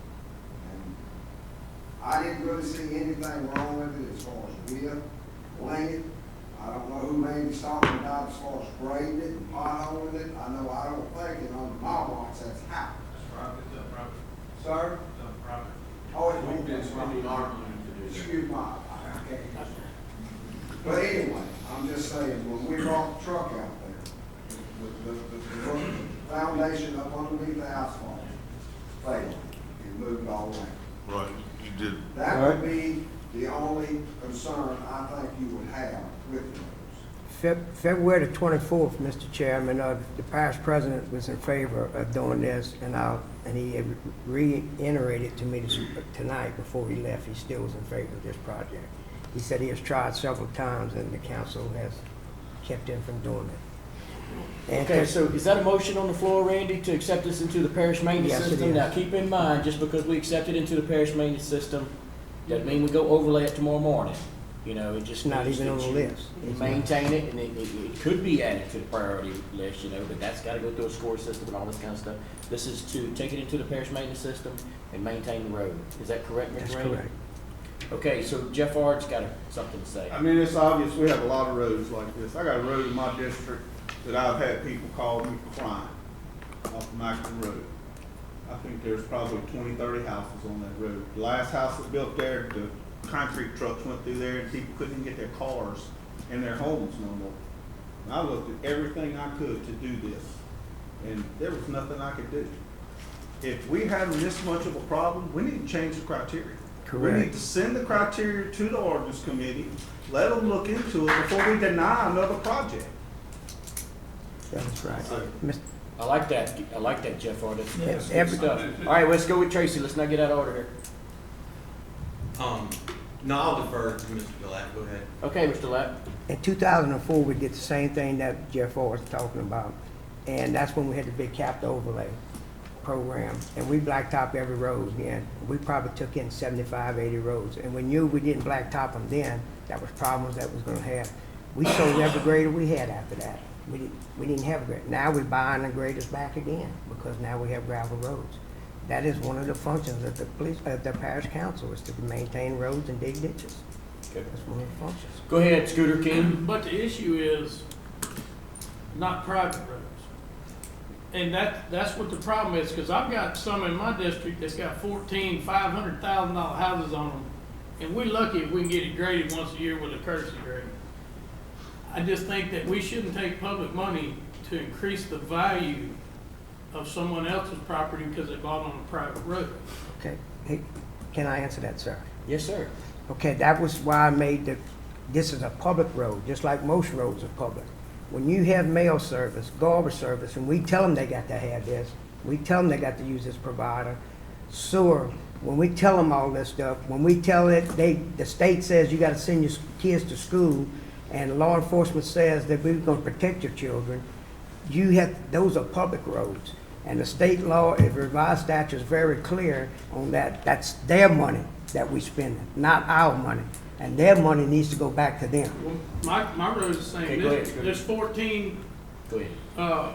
mailboxes on Dunn Road where these That's kids a have to public meet road. at the Right end now. of the road. No, they gotta meet at the end of the road, because the school buses won't go in, the garbage won't pick up, and the mail won't run. Y'all ready? They're not public roads, they're private. Do we have a second to that motion? To send it to the ordinance.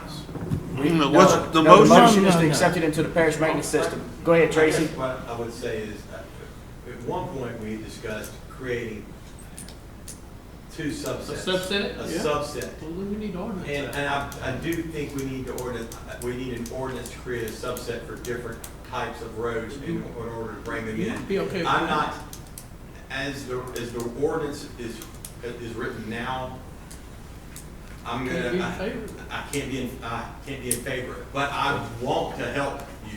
I want to help you, so we need to go back and create a subset to where we can get in there, accept these roads, and then do what we can. I can't, Mr. Chairman. say we have to work on private, on Mr. a private property. Mr. Chairman. All right, so Jeff Ard had something to say?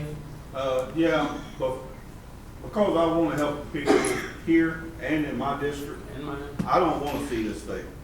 I can't vote for it because I've been told families that I can't do this. So before this fails, Let's go fix it. I want to make a substitute motion that we go take this to the ordinance committee and we look at this criteria and try to fix it that way before we deny another.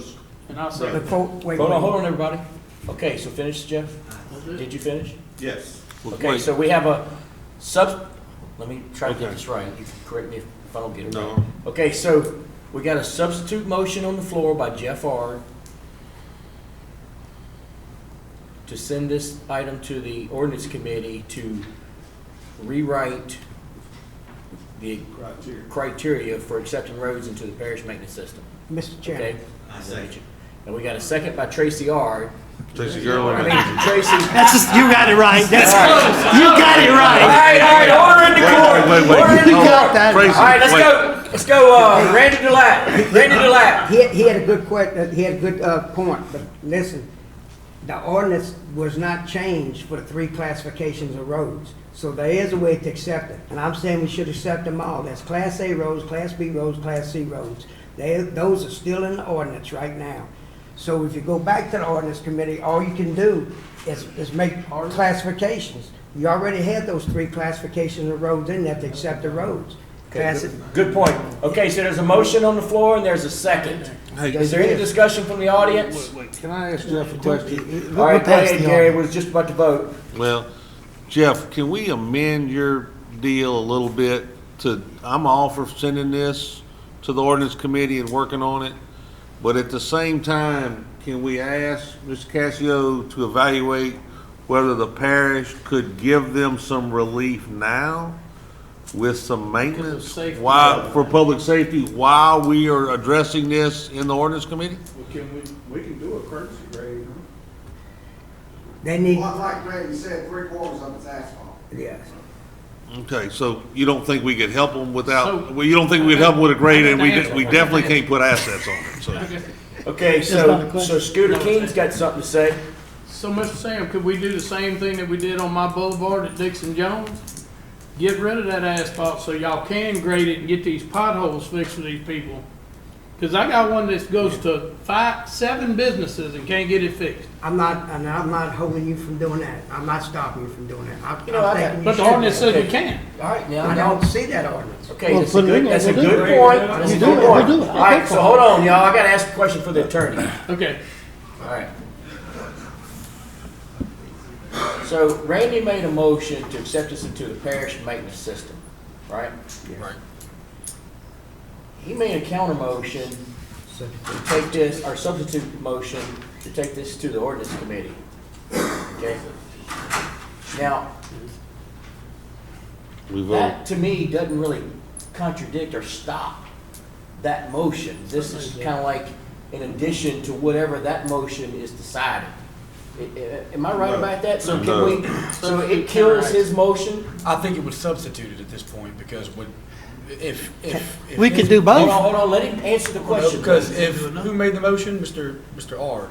If Mr. Ard if this motion, the first motion passes, Mr. Ard's then becomes moot, because it's already been taken. Well, he has to go first. The substitute has to go before his. Right.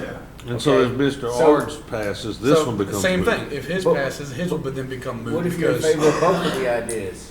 Do we need to repeat his substitute motion? No. Does it kill that motion? Randy can amend his to bring the road into the maintenance system and send it to the ordinance committee to rechange it. That way, both of them would be Well, done. we gotta vote on the substitute. We gotta vote on the substitute first. Add yours. We're fixing to vote. Call the question. Okay, so Jeff, did you have something to say? Yes, I just want to be clear. I want to do this so that it does not get denied, because the votes are not here to bring it into the system. I'm being honest with you. Mr. Ard, if you vote for it. Hold on now, John, that's kind of out of order there. You know, this way we can get it fixed and we can help more people.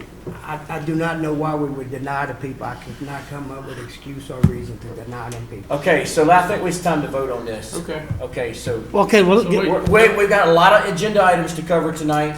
Tell us what So we're if we need to voting on. repeat motions, we can do that. You go, John, if you got something to say. guys, Mr. Randy's got a perfect solution here to help these people. We can do this. There's no, you said right there and said you want to do it. So I'm saying he's giving you an opportunity to help these people. John, you're gonna want to do yours next week. and you wanna do yours next week. No, I'm not doing Why would that. you Okay, do okay, that? okay, Don't okay, be okay, throwing okay, let's just vote. Don't Call the holler. question. I'm sorry, I'm sorry, I mean, it's just, Call the No, question. no. I'm sorry. Okay, so, I call for the vote on the substitute motion. Okay, what? Okay, so if you vote in favor of the substitute motion, it kills the initial My motion. motion made by Randy Delat. Okay. If you vote yes for the substitute motion, it kills Randy Delat's Period. initial And send motion. it to the ordinance committee. Okay? If you vote no, and majority vote no, then we will go back to his original Okay. motion to see if we get a second. All right? Okay. Call for the vote. Mr. King? Yes. Mr. Girlinghouse? Yes. Mr. Ard? Yes. Mr. Mack? No. Mr. Wascom? No. Mr. Talbert? Yes. Mr. Harris? Yes.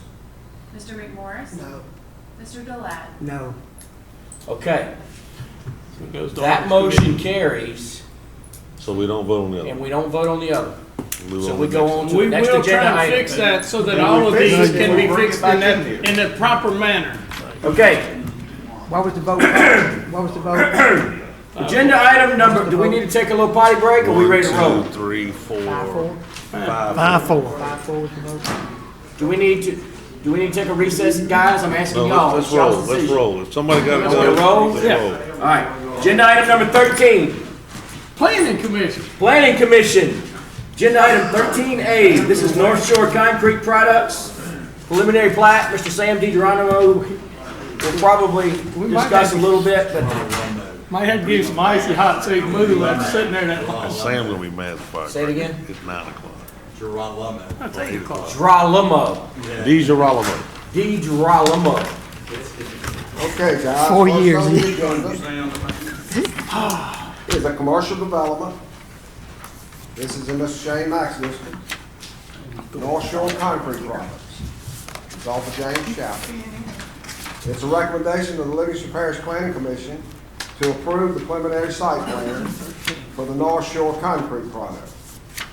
Now, I think this came to you guys last meeting, and you denied because he wanted a waiver because of a setback, but now I think he's moved his building around, and he don't need a waiver. So, Y'all got that, guys? Yeah. Just say, this is kind of a storage building. I make the from what I motion. understand. I So make there's the a motion on the to approve. floor to accept this preliminary site plan. Is there a second on the floor? There's a second by Bubba Harris. That motion was made by Gary Talbot.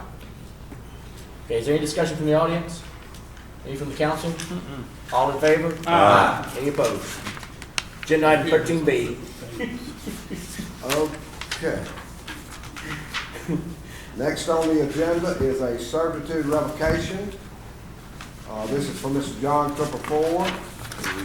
This is actually in Mr. Gary Talbot's area and Mr. Scooter King's area. I think it's mostly in mine, but Most of it's in yours. but we good either way, so, right? It's a recommendation of the Livingston Parish Planning Commission to approve the servitude revocation for John Cooper Ford. I'll make that motion. Sandy got to read Okay, the so go introduction. ahead and read that servitude revocation. Introducing ordinance. We're actually introducing an ordinance yet. Or is, okay, raise your hand, go ahead. Mr. Sam, can you tell us that everything, all the letters and everything? All the letters are in, yes, ma'am. Everything's in.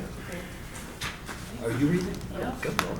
All right, this is proposed ordinance 20-05, map showing revocation of a 40-foot and a 50-foot servitude of access located on tract A, being a 32.83 acre tract of land of the remaining portion of the John Cooper 4 property located at 33365 Louisiana Highway 1019, Denham Springs, Louisiana, located in sections 61 and 64, Township 6 South, Range 2 East, Greensburg Land District, Livingston Parish, Louisiana, for John Cooper 4 being more particularly described herein, whereas by the official plat of map showing revocation of a 40-foot and a 50-foot servitude of access located on tract A, being a 32.83 acre tract of land of the remaining portion of the John Cooper 4 property located at 33365 Louisiana Highway 1019, Denham Springs, Louisiana, located in section 61 and Land 64,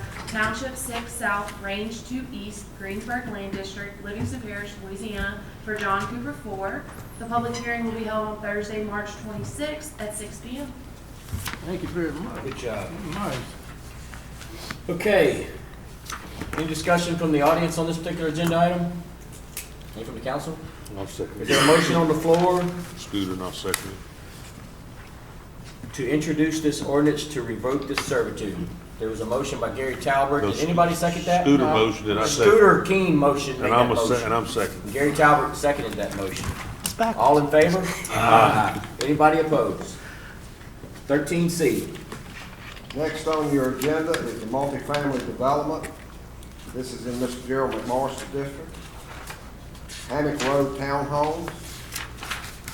It is a recommendation of the Livingston Parish Planning Commission to approve the preliminary site plan for Hammock Road Townhomes with waiver on the buffer zone to the 25-foot instead of a 50-foot on the north side of the property. Okay, any discussion from the audience? All right, come on up. Go ahead, boss. Just don't forget to stay in the yard, so just for the record. Councilman, Gerald knows all the neighbors, they've been asking us at the store. Don't forget to state your name and address, just for the record. I'm sorry, background noise. Young Steve, District 6. Gotcha. We've had a bunch of questions. Gotcha. The neighbors have been asking us up in the bed. Gotcha. What kind of townhomes, they see on that sign, what kind of townhomes you don't like? Well, it's gonna be a multi-story. On one side, it's gonna be a single story on the other side. So it's not like a big apartment complex, like set up, some like 3 duplexes and malls or something, like set up like that. Just something like that. How many do they have? The designers and all Six. this. Six, okay, that's what I told them, the Woodman's property one day, Gerald, they've been asking us up there, and I hadn't had a chance to call you because of what Stockmark's been doing, I figured I called you today, but I just wanted to ask something.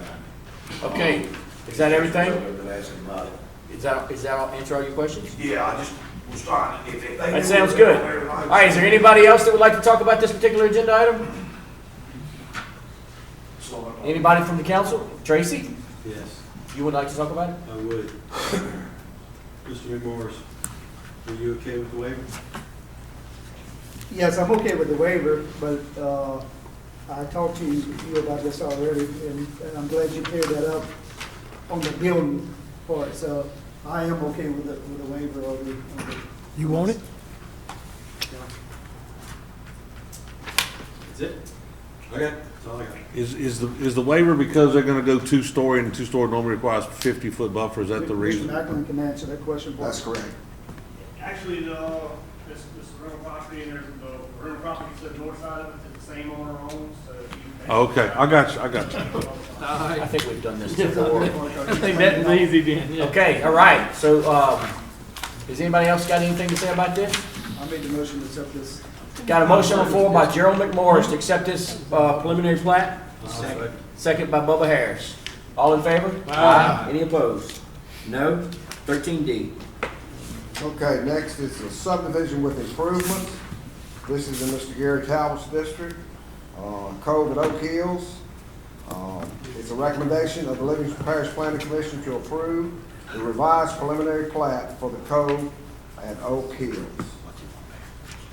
Look, I got a bunch of phone calls today. Are there any residents of Oak Hills here to speak on this tonight? Would y'all come up, whoever wants to speak at this point in time?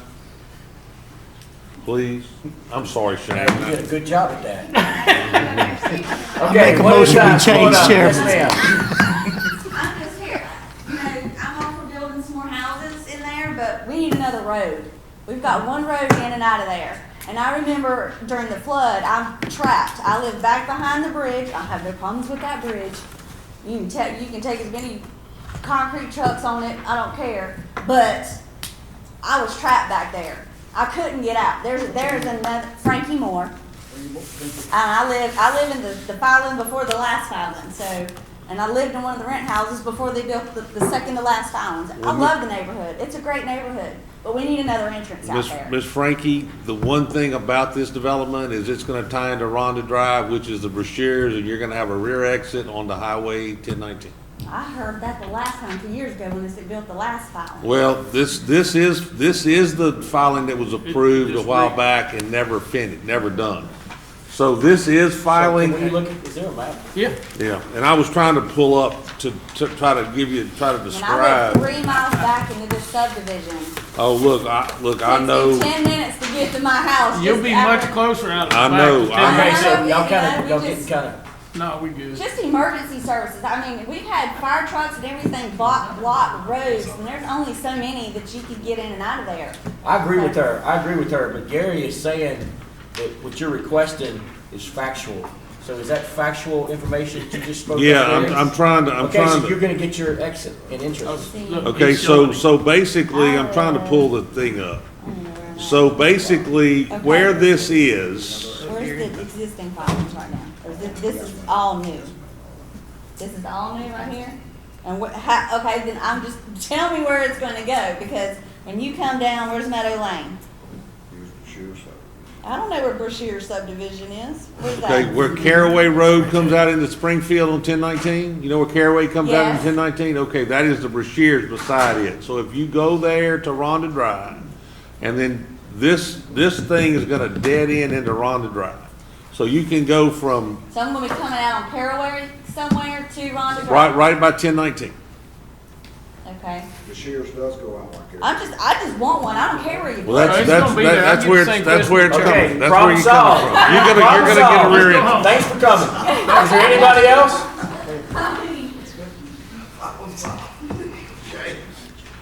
We finally solved the problem. Hello. I'm easy to please. Just give me another road. My name's Allison Blackledge, and I live probably close to her. I feel like I live in about the fourth filing on Garden Oaks Avenue. And yes, we live 10 minutes in the back. It takes us forever. My husband had to turn around, go home one morning, couldn't meet a meeting because there were fire trucks blocking the one entrance. We were also trapped. We were luckily blessed we didn't flood, but we couldn't get out of the neighborhood. However, I feel like my husband and I are not opposed to the subdivision. We're opposed to it being a part of Oak Hills. Because what's gonna happen is like Live Oak High School, God love it, it's beautiful, but it's a nightmare in the morning on Highway 16. Yes. And so what's gonna happen is, and I'm not sure how it's gonna work here, but like I'll have to look at the map as well, but it's gonna funnel 100 more houses or residents into our neighborhood, which giving us one entrance, while it's a blessing, that's 2 entrances for 100 more houses and more traffic through our neighborhood to circumvent Live Oak High School. And so we do good getting what we got right now. One entrance is fantastic. However, it's gonna bring in more houses and it's gonna bring in more traffic from Highway 16. And we're not opposed to the subdivision. We're just opposed to it being a part of our neighborhood as a whole, because that neighborhood right now is massive as it is. And I would assume that we probably live in the middle of where this is gonna, if they go back, we might be in the middle instead of in the back. I want to know where I gotta ask is you. it extending from I Road? Because we've got, was that Garden Meadow or? I'm Garden Oaks. A street sign say three different things, but I'm Garden Oaks. I'm on Oak Lot. I'm on the very last. We really Yeah. probably should raise the old hand and come up to the podium or something like that if we had something to say. But did you get to finish what you? I did, I'm finished, yes, sir. Okay. So Gary, did you want to answer these questions? I'm gonna make some suggestions. comments. I'm gonna talk about some things Sam and I talked about, and I'm gonna talk about how this subdivision got to where it is. This subdivision has been approved once as the 8th filing of Oak Hills, and that was when you heard that there was going to be an exit out the back. Because I've been the councilman that represents that area for over 4 years now, and that and the gravel pit have been the 2 problems at Oak Hills. You know, the concern of the gravel pit and the fact that during the flood they couldn't get out. If there's a fire in the front, they could get out. We were able to negotiate with the gravel pit an emergency entrance for emergency response vehicles if the bridge was closed. There's a person that lives back in there who's one of the ladies is a spokesman for the sheriff's office, and her husband works for the state GOSEP office. If I'm not, doesn't he work for GOSEP?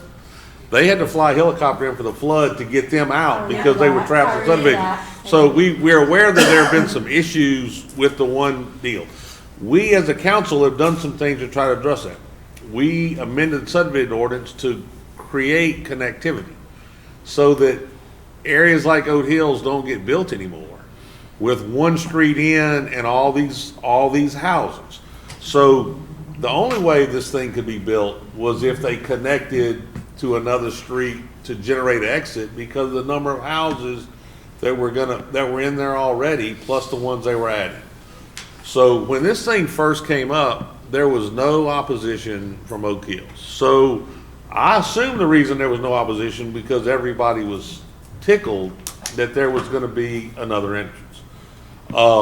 Since then, I found out that, you know, the way our subdivision ordinance is written, there was a sign posted on Rhonda, which is where the subdivision is going to tie into the Brashears, and there was a sign posted on where it was going to tie into Oak Hills.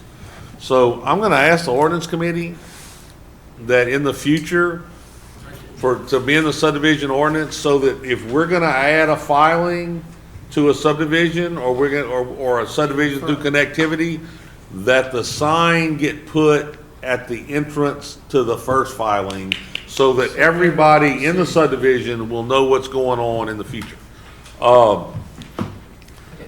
But, okay, the second thing that we're gonna talk about is most of the phone calls today were about the speeding on Meadow Lane and the destruction of Meadow Lane because of the construction. So I talked to Mr. Sam today about it, and we're gonna look at doing some traffic calming stuff on Meadow Lane to try to solve some of the high-speed situations. I also talked to Sheriff's Office, and I think they've been fairly proactive of trying to go in there and set up and shoot radar, but I think they need to probably do it a little more earlier in the morning, you know, when people are going to work. Because, look, I've been in your subdivision, and there's two different speed limits. There's 20 in the front, 25 in the back, and it takes the patience of Job to drive from the front of that thing to the back of that thing at 20 or 25 miles an hour. Much less if I'm late for work on a Monday morning, it's really gonna be tough to get from the back to the front. I'm trying to look at the positives, and I've talked to people that were in the subdivision. Hopefully, the back entrance will allow those residents who have that long drive to the front the ability to drive out the back. Plus, I don't know if the traffic on Springfield is worse in the morning or the traffic by Live Oak High School is worse in the morning, you know, going to town. But, you know, it will give you a second entrance and the possibility of a reduction, you know, on the traffic, you know, on the main entrance of Oak Hills. And later on today, we're going to add Meadow Lane, or we're going to ask the council to add Meadow Lane to consideration for the capital outlay priority road list, because it has taken some beatings in the construction of Oak Hills. So has some in the back part. Well, we'll go evaluate them, but I mean, I think that's some of the positives that are coming out of this. I think that we've got someone from the development here to talk about size, price point, and some of the things and why they're choosing a different name here so that they can differentiate from, you know, maybe what has happened in the past with some of the other filings. And if you got another question, fine, but if y'all would, maybe he can shine some light on, you know, what they're planning on doing with this additional filing. I just had a question. So you said before y'all had already voted on this being a part of our subdivision. Just the signage was that we probably just didn't know because it was put in different places. Because that was my opposition, was it being a part of us. But if that's already been done, then it's already been done, and it's back before us now for a couple reasons. That developer sold it to a different group. And so it's, you know, this is not going to be D.R. Horton building the houses. I think Alvarez is going to, if my understanding, Alvarez is going to build the houses. And they've done some stuff in Tracy's district and Scooter's district. And they you know, they do build a nice, house. And I think you'll find that this development will help. And because of the name change and the fact that they restructured some lots and did some other things, they had to come back through planning. You know, I talked Jim, the councilman that preceded me in this seat who resides in your subdivision, Jim and I had a conversation on the phone today about different things. And I said, you understand, you sat here before, if someone brings a subdivision to us and it meets all the ordinances and it does not, request a waiver, we've been told over and over again that our hands are basically tied. There's not a lot we can do. So this is something that's been approved. It's come back through planning. They have not asked for another waiver, so we really are having our hands tied. But we're trying to look at the positives, and we're trying to get some, benefits to the subdivision, that might help in the future. And so, I can promise you that if this thing's built, that I don't see where they can tie anything else into you. I mean, it's gonna basically, this will be it, but this is the only way that you would ever get that second exit for emergency is for a developer to come in and build it. And so, Just nowhere else to put it. I hope. The Horton representatives told me when they were building the last filing that they had set 3 lots aside just so that they could build a road for us to have it, and then that never. Well, those 3 lots are what they're tying this thing through. Okay. So D.R. Horton originally set it aside because they plan on buying it from the developer. And then I think the developer sold it to another developer, and I don't understand all that. But if you want to come up and tell us about some of the amenities so that we might put some of these people at ease. Come on up, just state your name and address and everything. I'm Eric Shearman, 6431 Doubletree in Baton Rouge. I appreciate Gary explaining exactly what we're trying to do. The only thing that Gary left out that I guess might not have been explained well was that we're enlarging the lots. We have already purchased the 3 lots that y'all were talking about. Those are already acquired, and we're already going to use those as the area to cut through. And so the street will, at the end where it makes where we had the sign. Did y'all see the sign? What that was a cul-de-sac, or was that a T-turn? It's just a turn. What was the name of that? What street was that? It says It's actually at the intersection of the street, but it was kind of laid out to be able to tie in that section. It's got a big. Is that more? That's not Moreland, is it? Or is that where? That's not where Rhonda is it? Rhonda's to the south. It's actually Rustic and Trailside. Okay, so at the intersection of Rustic and Trailside, they're coming out to tie into Rhonda. Is that the newest filing? Yeah, that's the new So filing. some of us come all the way, Garden View, and we have to take, and then we have to come back into another subdivision. That's right. Are you gonna tie those 2 last filings together in the back? So Right that- now it's like- cause we can go around that pond, ours dead end. But where the pond is, Yes. there's 3 lots that haven't been built on, and that's where we But you're cut on the through. other filing than I'm talking about. We could drag this on a little longer if y'all want. Hey, look, I don't mean to, we let him speak about the amenities, and then y'all can talk outside all you want. I'm speaking for the builder now. I mean, we have him under contract to build all the homes, and their price points start at 200 on up to 275, and the lots are a little bit larger than what was previously approved. So they have a real restrictive ordinance as well. I mean, HOA. And yeah, so, that was one of the reasons that they asked us to file it under a separate name so they could establish their own HOA. So, All right. Thank you very much. Thank you very much. Appreciate y'all very much. Thanks for coming and asking all those questions. Is there any more conversation? I'd like to make a motion. So we got a motion on the floor by Gary Talbert to accept this preliminary plat. We got a second by Tracy Gerlinghouse. All in favor? Aye. Any opposed? Yep. 13E, this is Indigo Trails, second filing, Council District 7. Okay, this is a subdivision with improvements. Indigo Trails. This is in Mr. Tracy Garlinghouse's district. Preliminary plat. It is a recommendation of the Livingston Parish Planning Commission to approve the preliminary plat for Indigo Trail second filing with a waiver on the turnaround. It will be L turnaround instead of a T. And what we did, we asked our engineer group, our engineering team, to look at this L turnaround and to make sure we have enough room for school buses. And I think they give it a check, right, Mrs. Morgan? So, therefore, the planning commission approved it with the L in place of the T. Okay, any discussion from the audience on this particular agenda item? Tracy, you good with this? Yeah, they can turn, I'm assuming that the school bus is the same thing for a fire truck and emergency vehicles, correct? Yeah. I might say, just for FYI, this is on the Buddy Ellis Road, Yes, I know. and, Well, we have something coming up to address that. yeah. All right, any more input from the council? Well, so, The ship is sailed on you think? Not really. If you don't, the L. if you want to deny it because of the L, then the ship hadn't sailed. That's up to you.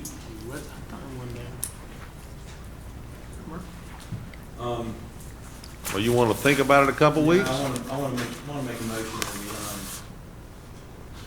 we, You want to defer it defer for? this to the next.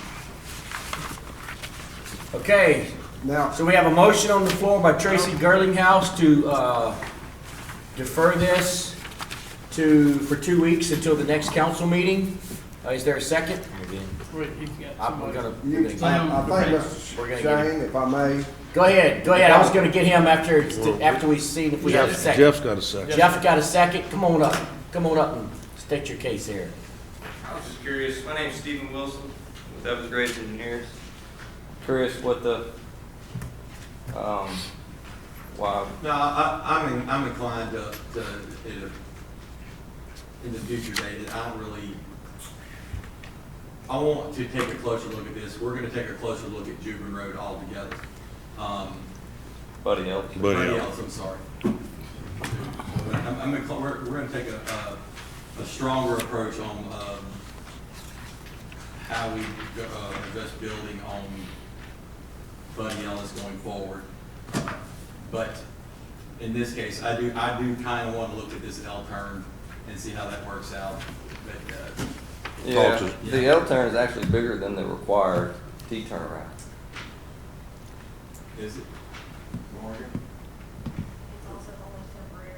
It is a temporary. yeah, that is a temporary turn. So is there a third filing? Is there a third filing coming behind that So it's for L future turn? development. Yes. In the future, right? Yes, both of these, any turnaround on here is temporary. This is going This to thing continue goes on around. for years. Yeah, it is. All right. Thank you, sir. I rescind Good that. thing you're here. Thank you guys. Okay, so we have, he rescinds his motion, so we don't have a motion, So I'll make a as he motion to said. accept. So now we've got another motion to accept this preliminary plat. Yeah. Is there a second? Second by Jeff Ard. Raised his hand just a little faster. Maybe I should have been looking at the way. Jeff. Jeff Ard had a second. Tracy made a motion to accept the preliminary site plan. Anybody else from the audience? Anybody else from council? All in favor? Aye. Anybody opposed? Okay, next on your agenda is a commercial development. Revenant LLC preliminary site plan. This is in Mr. Bubba Harris's district. It's a car lot. It is a recommendation of the Livingston Parish Planning Commission to approve the preliminary site plan for the Revenant LLC with a waiver on the parking for 24 months to be able to use limestone in place of hard surface. Why don't they just quit putting parking lots on the drawing if they're gonna put limestone Now, on? parking lots in front of the office will be concrete, but the parking where they're gonna park these cars to be sold is what he's requesting limestone. Is that a parking lot if it's not striped and everything else and laid out as a parking lot? Excuse me. Go ahead. Well, I knew you looked over here anyhow. Is Mr. Sam or Well, I mean, it's just a yard? Mr. Attorney, you wanna address that? I mean, it's parking, I mean, they're parking cars on it. Now, They putting product for sale on it. well, you I can say think it's a it would depend laydown. on how parking lot is defined in your ordinances. You know, the only concern that we've got, and I spoke with this gentleman, people are gonna be walking out there in that parking lot. So, or you know, so that's why we're kind of judging this thing as hard surface. That's what we need to change. All right, so kind of We need getting to out change of, it. all right, so would you say Scooter?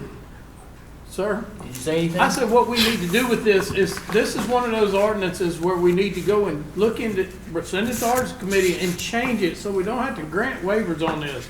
If somebody owns a piece of property and they can't afford to do it, their customers will dictate whether they want to go and walk on their gravel parking lot. Amen, brother. Look, I ain't Is with there you, but anybody on else first, that would let like me to say that. something about this particular agenda item? You want it, Bubba? It's your district. So is there, It's your, okay, so Well, is there a I just motion? found out about this. I'm not really in favor They of just- they- What type of, Car lot. Yeah, They asked for 2 years? it's a car lot. but you're okay with the variance? did you, It's just a step above whatever it's gonna be across Jupiter Road from, and you know what I'm talking about. Yeah. Huh? Would you talking about where it's located? Yeah. Right next to the car wash? Yeah. The car wash there at, what's the name of the road right alongside of it? I was just down there. Emery Lane, Yeah. right next door to you. In fact, I think Michael and car wash, you know, they requested the drainage work that was done on the car wash, so they could tie this parking, I mean, this development into it, right, Gary? Yeah, we did do the site plan, but I think we had to have to do the drainage study. Well, the one good thing about it, if they put limestone or down, then it's gonna be a porous surface, and it's not gonna be as impactful to the floodplain as it is if they poured concrete. I was gonna say, I think. okay, so go ahead. Yes, Is just there a 24 motion on the months. floor to accept this preliminary plat? To accept it, Mr. Bubba? Yeah, I'll second. Okay, so there's a motion on the floor by R.C. Bubba Harris to accept the preliminary site plan, second by Scooter King. All in favor? Aye. Any opposed? You got that Right. Chairman? No opposition to that? We need to look at that. Sam, you just kind of want to keep going here? Number 14, agenda item 14, Department of Public Works. We don't have to do it all at the next Adopt a meeting. resolution to approve change order for Dunn Road Bridge. Reason why we had an emergency, situation where we had to replace this bridge. We went out to bid like we're supposed to, but we used wood. So we built it in accordance to asphalt it at a later date, because we've got an MPO program that's coming here in the next few months on Dunn Road. That's going to, asphalt's gonna be laid from Lockhart all the way to Arnold. So we wanted a great transition there. So we made a change order for about $33,000, wasn't it? It's about 33,000. 33,958.53 in order to put asphalt on top of this wood. Then when we come with our program, with our MPO program, we'll Yeah. have that transition. What is this You change sure you order? want to do this? That's, well, this paper we got showing the other one in the town of Livingston too, but Well, yeah, well, that, I think Billy kind of corrected me on that. I wanted to go ahead and put that before you guys, but we already had. Yeah, Cedar got already approved here. Okay. We'd already got that. Okay, so approved. is that you got something to say, Steve? just one little thing, this is, after we got this fantastic bridge in that let the water flow more than it's ever flowed through here, people were complaining that the bridge was loud.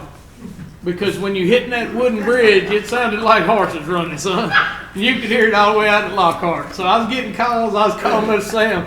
Mr. Sam goes, well, we can't just overlay this bridge until the program. Well, no, Mr. But Sam we said, needed look, to make the transition. we needed to make, because we needed to make, but since we got overlaid it now, they'll be able to just grind a little bit and just run it, and it'll be just pretty as can be. So he hooked us up, no more calls. You got a motion? So is that a motion to adopt this Second. resolution? I ain't ready to go home, we can The stay here all motion night. was made by Scooter King, the second was by Gary Talbot.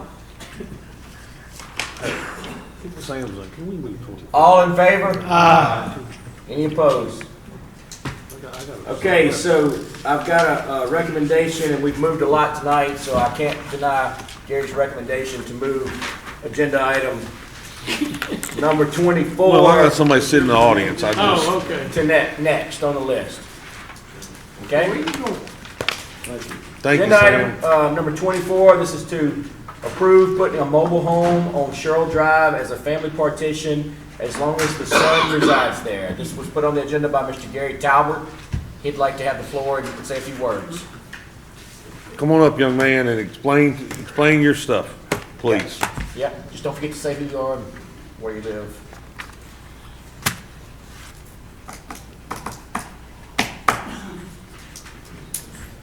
My name's David Jones. I live 109 Sherrill Drive. My son's already got a trailer there. They're gonna put the land for sale. He can't afford to put it nowhere else, and put it by my house. And I'm kind of handicapped, so I've been having my wife get me in and out of the house, put him back for my doctor, so it'd be convenient to me if it's back there. That's all I got to say. Okay. Appreciate that. So he needs a family, he needs a family partition, he needs his son there. Here's the deal. It's part of a subdivision. However, it's lot 1 of a subdivision. Across the street is a commercial development. Next door to him, on one side, is a big metal building in the backyard, and on the other side of him are lots that are not part of the subdivision that have trailers on them. So in a normal situation where if you came to us on the stick-built thing, that we could accept, it fits the criteria to allow that. The problem is, it's a family partition, and basically, that ordinance that we passed to stop the subdivision of property for lots of subdivisions with or without restrictions seems to have impinged upon the ability to do family partitions in this situation. So what I'm asking us to do is to grant him the right to put his son's trailer there as long as his son resides within that trailer under the family partition ordinance that exists. Is that a motion? I guess my question would be, how do you know when he doesn't? When I'm not saying. we have the ability to know when when they have to go get a permit to change the name that the electricity is in, it will flag it as a family partition, and they won't be able to do that. Okay. So at that point in time, and he was quite satisfied with, as long as his son resided in it, that we granted him that ability to do that. I made that motion to accept that. Thank you, sir. Okay, so we have a motion on the floor to accept putting the mobile home on Sherrill Drive as a family partition. It was made by Gerald McMorris and it was seconded by R.C. Bubba Harris. Any Thank more y'all. discussion from the audience? Okay, let's go ahead and vote. All in favor? Aye. Anybody opposed? Thank you very much. I'm Y'all sorry gotta it have took a you great so day. long. I'm Mr. sorry it Chairman. took so long. But now thank you you. can see what we do every 2 Mr. weeks. Chairman, Yes, sir. Go ahead, Mr. Randy. can I ask for one more favor and get agenda item moved up? I have a business owner been here since 6 o'clock and needs to go close his business. Which one is that? That's gonna be the 21. Hilltop Inn, 20? 21. 21. Okay, 21. Agenda item number 21 is next. I would like, You want to go ahead and say something about that, Mr. Randy? no, you got it. I was just going to read it. Add buoys to the diversion canal at Hilltop Inn due to the unsafe conditions when fueling up. And Mr. Randy Delat asked to put this on the agenda item. Is there any discussion from the audience on this particular agenda item? Come on up.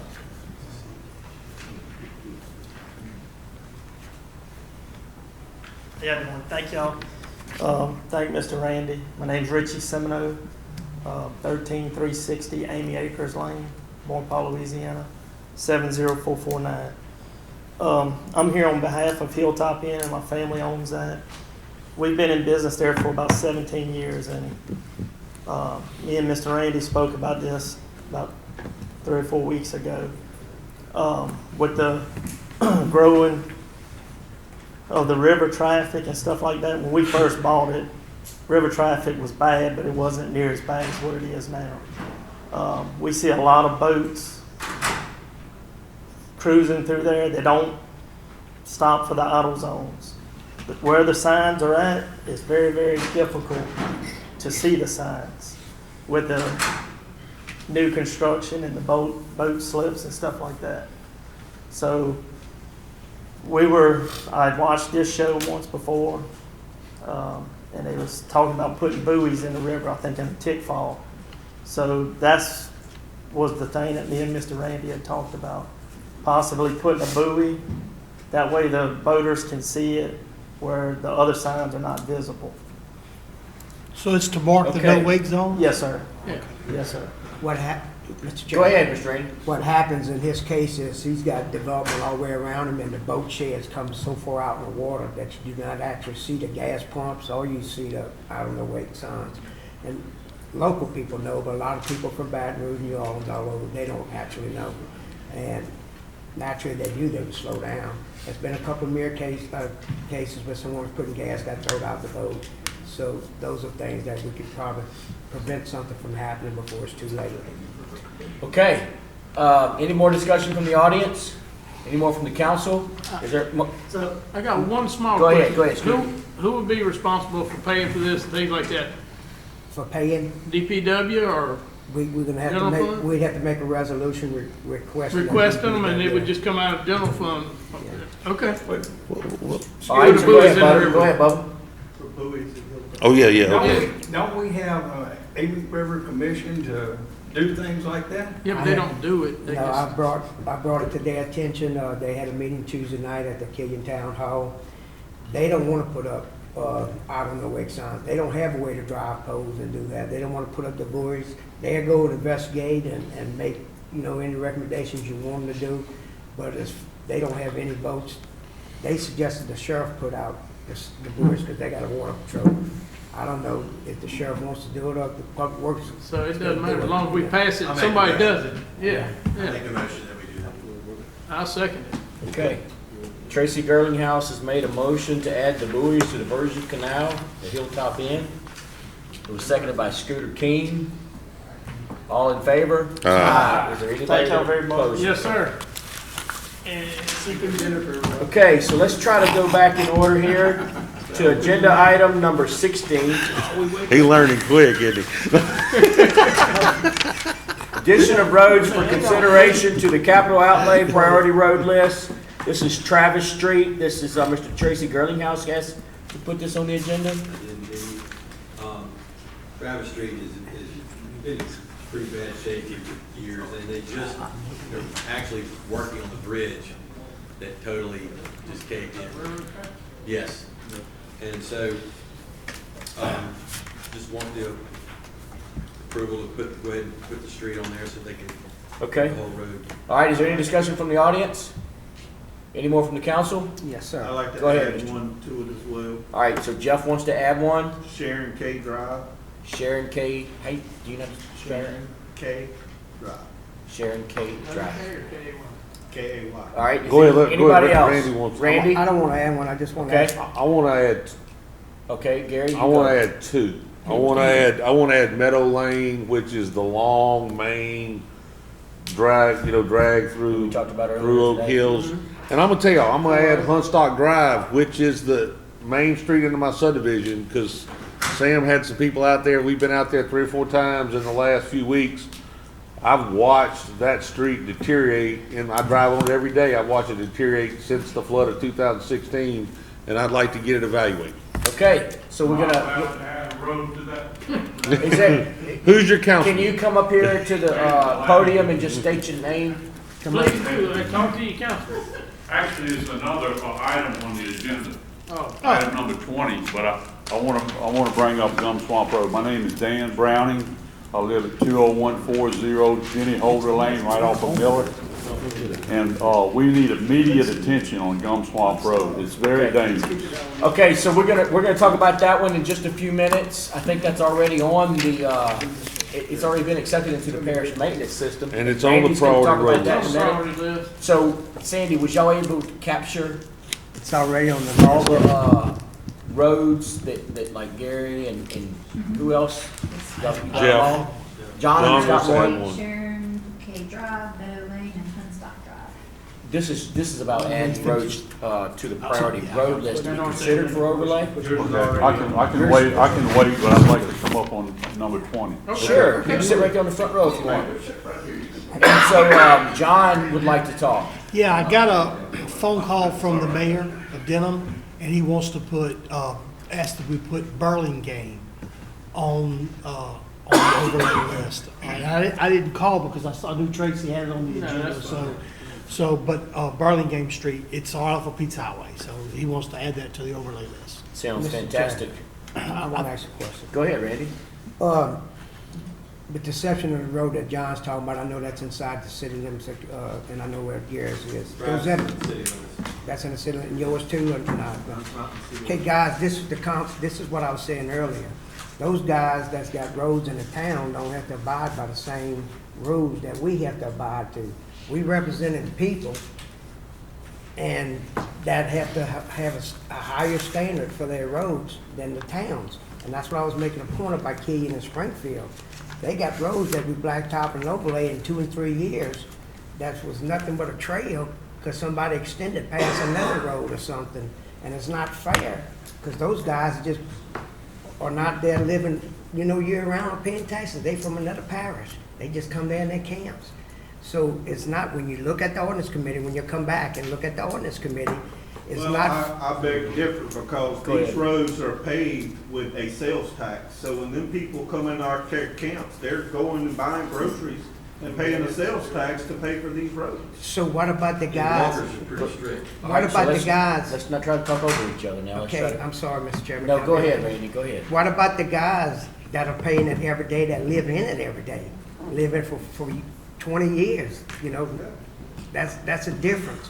What I'm saying, we have a double standard, and when you look at it at the ordinance committee, recognize that Mr. Sam and them worked on a weekend and worked 2 weeks in a row to fix a road that's gonna be on the capital overlay that Mr. Tab put in for next year. So those roads had never had no blacktop on it. Yet these guys paying for that stuff, made it every day, asking for their help, and we chose to deny them that help. And I don't know why. Okay, so anybody else want to talk about this? We've got all the roads that we were planning on adding to the priority road list captured. All right. Jeff made the motion, I second. Jeff Ard made the motion, and Gary Talbot seconded that motion. I will say this, Walker has pretty strict regulations. I think you'd find they echo the parish is pretty close. All right. So let's go ahead and vote, and we'll have to dig deeper into that. So, They don't have. all in favor? Anybody opposed? Nobody? That's great. Agenda item 17A, this is board appointments, and this is a Ward 2 Water District appointment by Mr. Jeff Ard. Right? Oh, I'm sorry. Go ahead, Mr. Jeff. Go ahead, Mr. Jeff. Good rule follower. Yeah. So this is Mr. Theodore Graham. He was the president, and he recently passed away. And Gary, you can probably enlighten us on what he had. Wasn't it cancer? Yeah, Mr. Graham had cancer. He had served on the water board for a long time. Yeah. And And I mean, we want to thank him, his family for allowing him the time that he served doing this. So I need to replace him, and before I do, I will say, it seems like we're doing this too often. I know here lately. Too often here lately. These guys have put their time in multiple years, and we're having to wait till they pass away for people to step up. So we need to find more people that will do this and give these guys a break, because they've been doing it a long time. So I'm gonna add Mr. Shevis Ball. I'd like to ask if y'all would, I'll make that motion, put Mr. Shevis Ball on it. We got a motion on the floor to add Chevis Ball to the Ward 2 Water District. It's seconded by R.C. Bubba Harris. Anybody from the audience want to talk about it? Anybody from the council? All in favor? Aye. Anybody opposed? Nope. 17B, good job. 17B, Gravity Drainage District number 5. This is Tracy Girlinghouse request. This is Go a ahead. appointment for Gravity 5. Mr. Stephen Paul House, he came in, I think, 2 years ago, 2 years ago, and that term ran out, so he's redoing him for another 4 years. Known Stephen Paul longer. Too long. longer than I want to admit to. No, he's a hard worker. He's adds a lot to that board. And he has my 100% support. So I would like to make a motion that we add him to Gravity 5 board. I'll second that.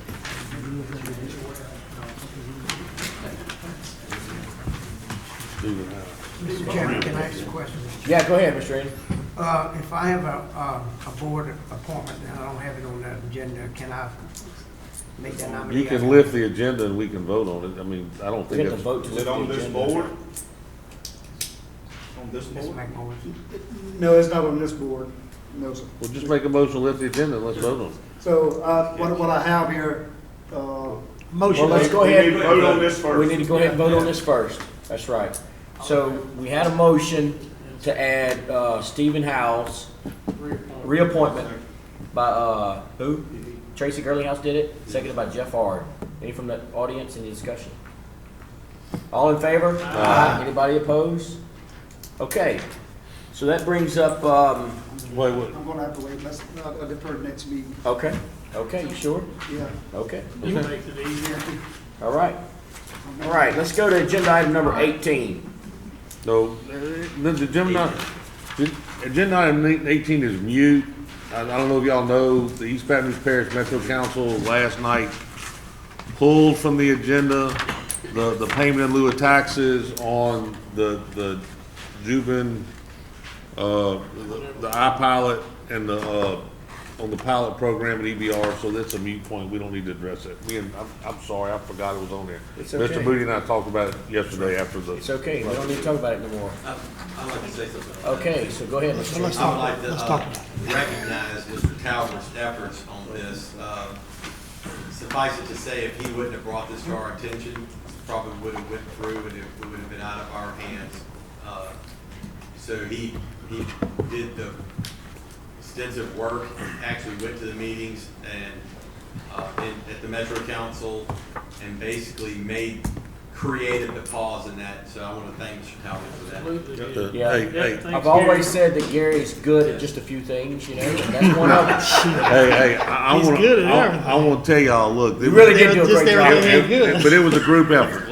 What made it work was the fact that this council passed a resolution, the sheriff wrote a letter, the school board passed a resolution, that Representative Mincy helped put that bill together to revisit the way that the state statutes that created that thing, and Mr. Moody's guidance and his law firm's guidance and how we handle that and requesting opinion, all that together brought the pressure. And then the Metro Council, of EBR Metro Council, for being open-minded and looking at this situation and reevaluating it. I think it's, it's kudos to everybody that got this done. Mr. Chairman, I agree. How about it, Mr. Randy? I would like to ask Mr. Talbot if he thinks maybe we should send a resolution of appreciation to East Baton Rouge. Well, it wouldn't hurt. It wouldn't hurt to tell them that, thank them for acknowledging the fact that, they understood our situation. You want to make that motion? I'll be glad to make that motion. I'll second. How about we just let Mr. Garrett go over there and hand deliver it? Oh, no, I'm All good. right, so- Traffic go over is terrible. Y'all starting to get kind of rowdy around here. All right, so we got a motion on the floor by Gary Talbot. To send a thank you to the East Baton Rouge Metro Council For taking our side. For letting us rule our own destinies. Yeah, go ahead and say what you want to say, Gary. What's the motion? I think it's an appreciation of them understanding our financial position and taking our, interest, letting us make our decision on what's our best interest in this situation. Give us a platform. Excellent, Yeah, and excellent. let those girls that write those letters do all that fancy wording and send it. All right, They so know the gist of what we're trying to say. Randy seconded it. Thanks. Did you want to say something about that real I quick? just wanted to ask Gary one question, Joe. Steve. Okay. Gary, you referring to the Buddy Ellis deal with these Baton Rouge? Okay, that's what I think. Yeah. And to be honest with you, another one's been filed before the Louisiana Housing Authority, and we got, and President Ricks got the letter today and I think he's already forwarded to, the Moody Law Firm for, helping craft us a response so that we can craft a response to the Louisiana Housing Authority without violation of the Fair Housing Act and make our position known. But we're not against fair housing. What we're against is the citizens of our parish having to underwrite, those situations because of ad valorem property and sales tax. So I think I agree with you at these past meetings. How does East Baton Rouge Metro Council just tell us what we're gonna do? Because of the way the statute was written in 2014, and it looks like we're gonna get that fixed in this legislative session. Thank you, sir. That's a good job. Yep. Appreciate you. Item 20. Agenda item number 20. 19's been pulled. Oh, I'm sorry. I should have said that though. My bad. Agenda item number 19. We didn't vote. Oh, about the resolution? All in favor? All in favor? All in, Sorry, Shane, you're a little slow. Control, man. That's right. All in favor? Aye. Any opposed? All right. Agenda item number 19. 19. We pulled 19. Okay, 20. Gum Swamp and Miller Road, discussion on who is responsible for the damages to the road. Let's talk about it. Did somebody from the audience want to talk about this? I need to state my name again, Dan Browning. I live off of Jenny Holder Lane, 20140 Jenny Holder Lane. We're right on Miller, and Miller's on this number 20. We need immediate attention on Gum Swamp. We can't get to the interstate, we can go 444 and go the long way around, which is a very inconvenient for everybody that lives in that area. But the Gum Swamp's got like 100-foot areas that all the way across the road. They come out, Public Works has come out and repaired it and scraped it and put gravel on it. First rain you get, it all gets washed out. And we really need some help on that because it's really dangerous. Gravel trucks come up and down that road, and people are having to go off the road to try to avoid getting hit by trucks because they're hitting these potholes and they're losing control of their vehicles. So we need some help on there, and it's tearing up our cars too. I'm holding off getting shocks on my car until something can get done about it, Mr. Chairman. Go ahead, Mr. Randy. I'd like you to stay there, Dan, because we'll be talking back and forth if the chairman allows it. Go ahead. Some of the things they do, Public Works is aware of the situation. They're limited what they can do. Those roads is on the capital outlay list, on the list we just was making a while ago. They already on that list. The problem is they can't wait that long. And I want to see if we can't recuperate some damages. They clear-cut logged that on both sides of the road, all the way through, and they tore the road to pieces. To pieces. And I'm not saying it was overloaded. I'm not saying, we didn't have a scale there, but they are the one that damaged the road. And when he says, he's not exaggerating, he says potholes, it's gullies in there, it's big old. And if we wait that long, they're not gonna be able to use the road. The road's gonna be closed. Sam, have we been able to recoup costs like that in the past whenever logging companies have damaged parish roads? They get their parish permit and everything? A little bit of what Mr. Black just said. There's around 7,000 acres that was logged. Yeah, it's quite a bit. 7,000 acres. Now, we met with the logging company, let me get ahead of myself. As Randy knows, Gum Swamp, north end, is on the capital outlay program this year. That will be done when the crews move to the southern part of the parish. And that's about 20,000 feet from, and excuse my ignorance for but I think that's 444 or 42. 42. Yeah. That's on the north end. So we're gonna go about 3,000 feet. We're gonna go about 3,000 feet for the first phase. Now, I'm sure Mr. Villat's gonna want to do the rest of it. The road is It's already in there. Let go. Okay, so go ahead, Mr. Gerald. So 3,000 feet, is what we say, it's on The sign that was put up saying where it was gonna start actually is past the worst areas though. That's, the sign goes from the sign to 42 there's only one small bad area between that sign and 42. The real bad areas are further down, you know. And it's looked like somebody flew over with a bomber and just dropped bombs on that road. So what you're saying, basically. Your question, Shane, as far as the responsibility, we met with the logger, not the loggers, but the owner of the property, which is Warehouse. We met with him when we got notified that they were going to log this 700. And we, hopefully we made it, and I've spoken to Mr. Booth's office, hopefully we made it understood that we want them to participate in some of this recouping, as you asked. The road is bad, it's always been bad, and it is a challenge for Public Works to maintain it. But Billy and I have talked numerous times. I want to spend a little bit more money in trying to maintain the foundation because it wasn't named Gum Swamp for a reason. It just goes through a bad area. So we're going to spend a little bit more money in order to, whatever we do Gum Swamp, we're going to try to do it the best it can be done. So we can wash our hands. But we're going to try to recoup with Mr. Moody and his teams help make some of these owners participate.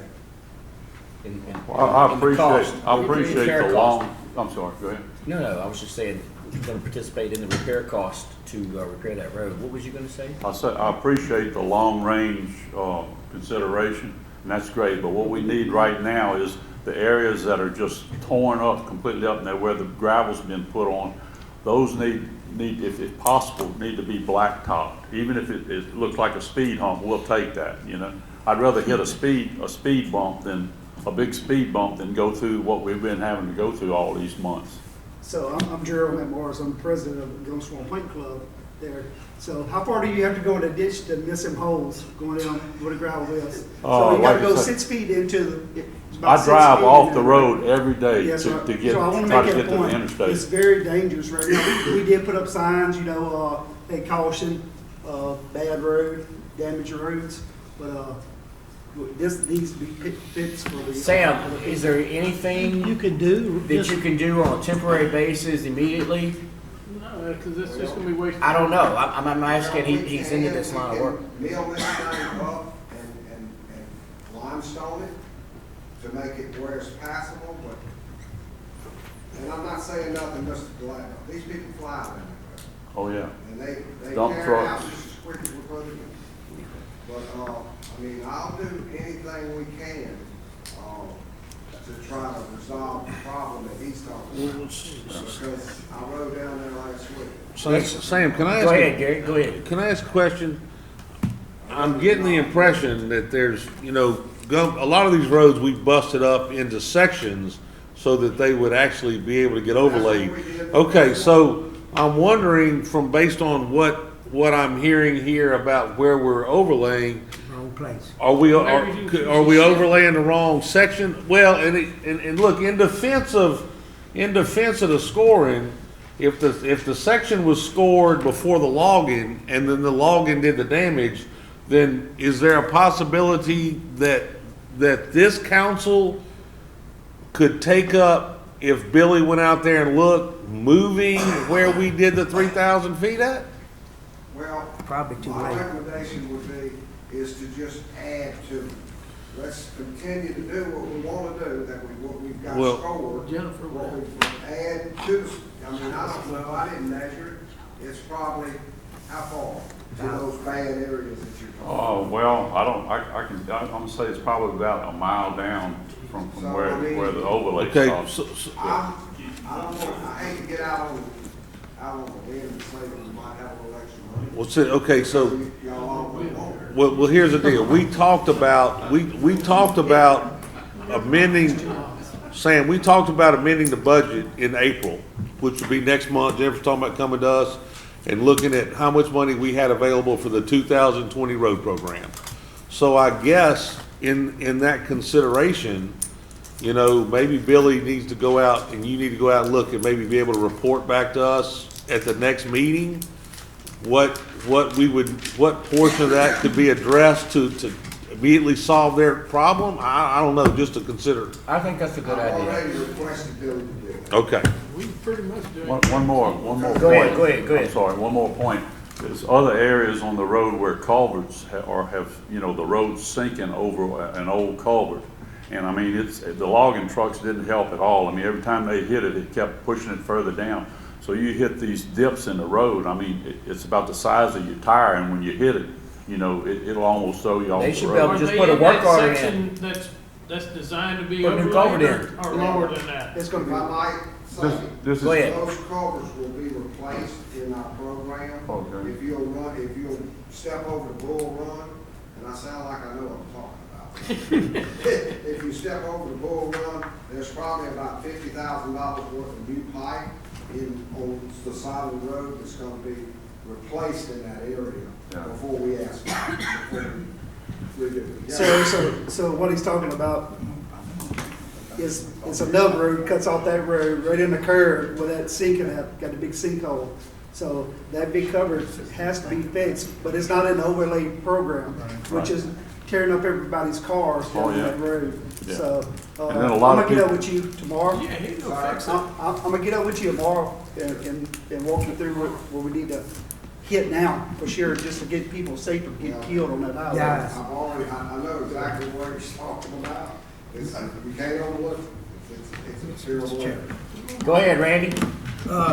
Talking from experience, and I'm embarrassed to say how much it was, but the same road we collected money on in the 90s to repair, okay? They did the same thing. We only collected $1,500.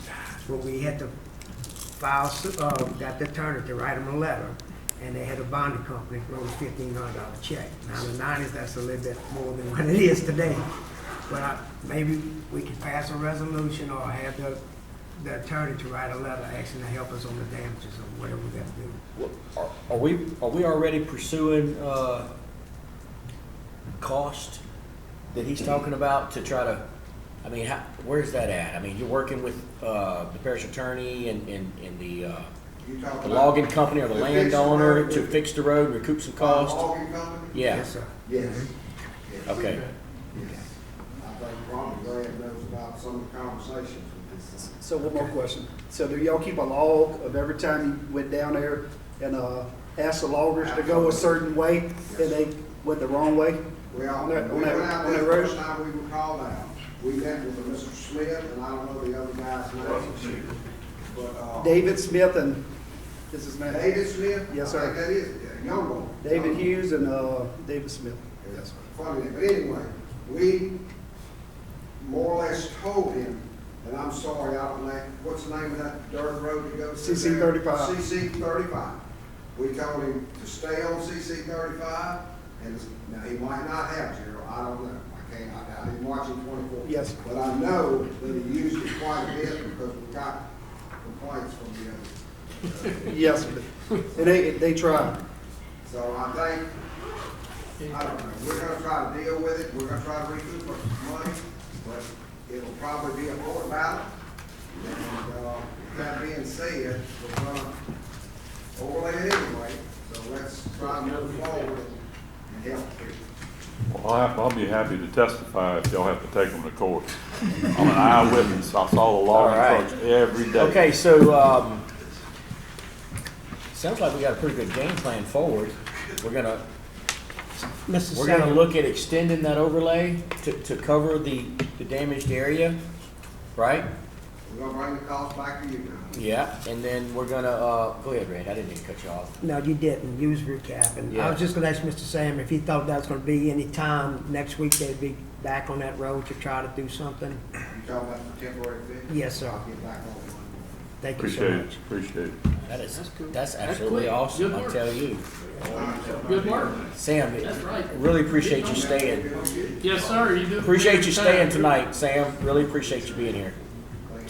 Okay, so, Sam's inside's about to eat it outside, I Mine can tell you. so, all right, so we got some good action items there, guys.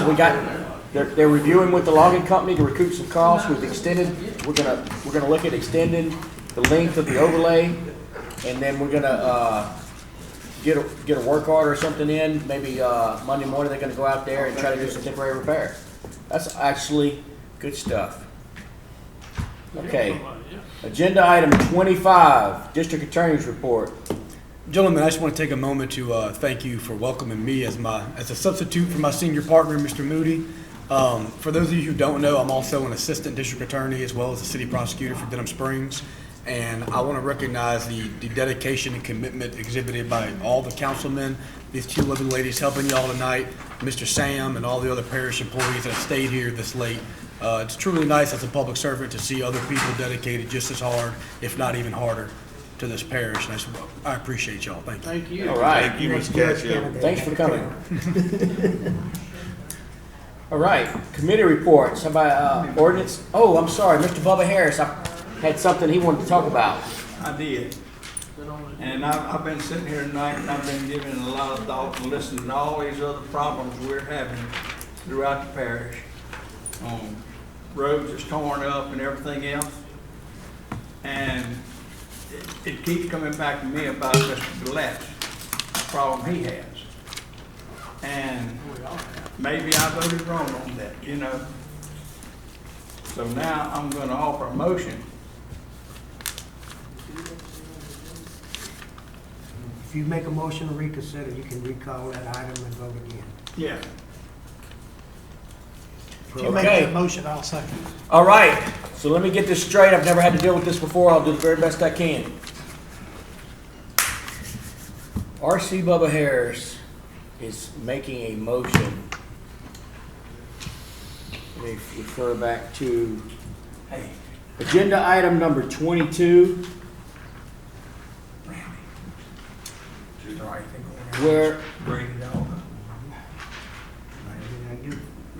Where we voted not to accept it into the parish maintenance system, and we voted to send that to the ordinance committee to review.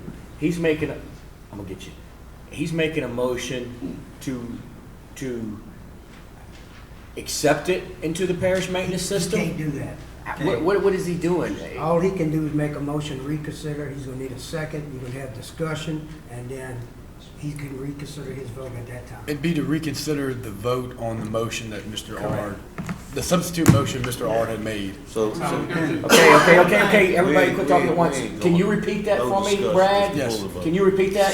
The motion to reconsider the vote would be a motion to reconsider the vote on the substitute motion urged by Mr. Ard. Okay. Mr. Bubba Harris is making a motion to reconsider the substitute motion by Mr. Ard. His vote on that, right? And there's a second by John Wascom, right? I call the so basically, I call the question. Can you reintroduce something, put something on the agenda without lifting the agenda? Well, now it was on the agenda. I'm not sure about that answer. I mean, it's been voted on. It's been voted on. You can stick it back on the agenda, but I mean, for the next meeting, right?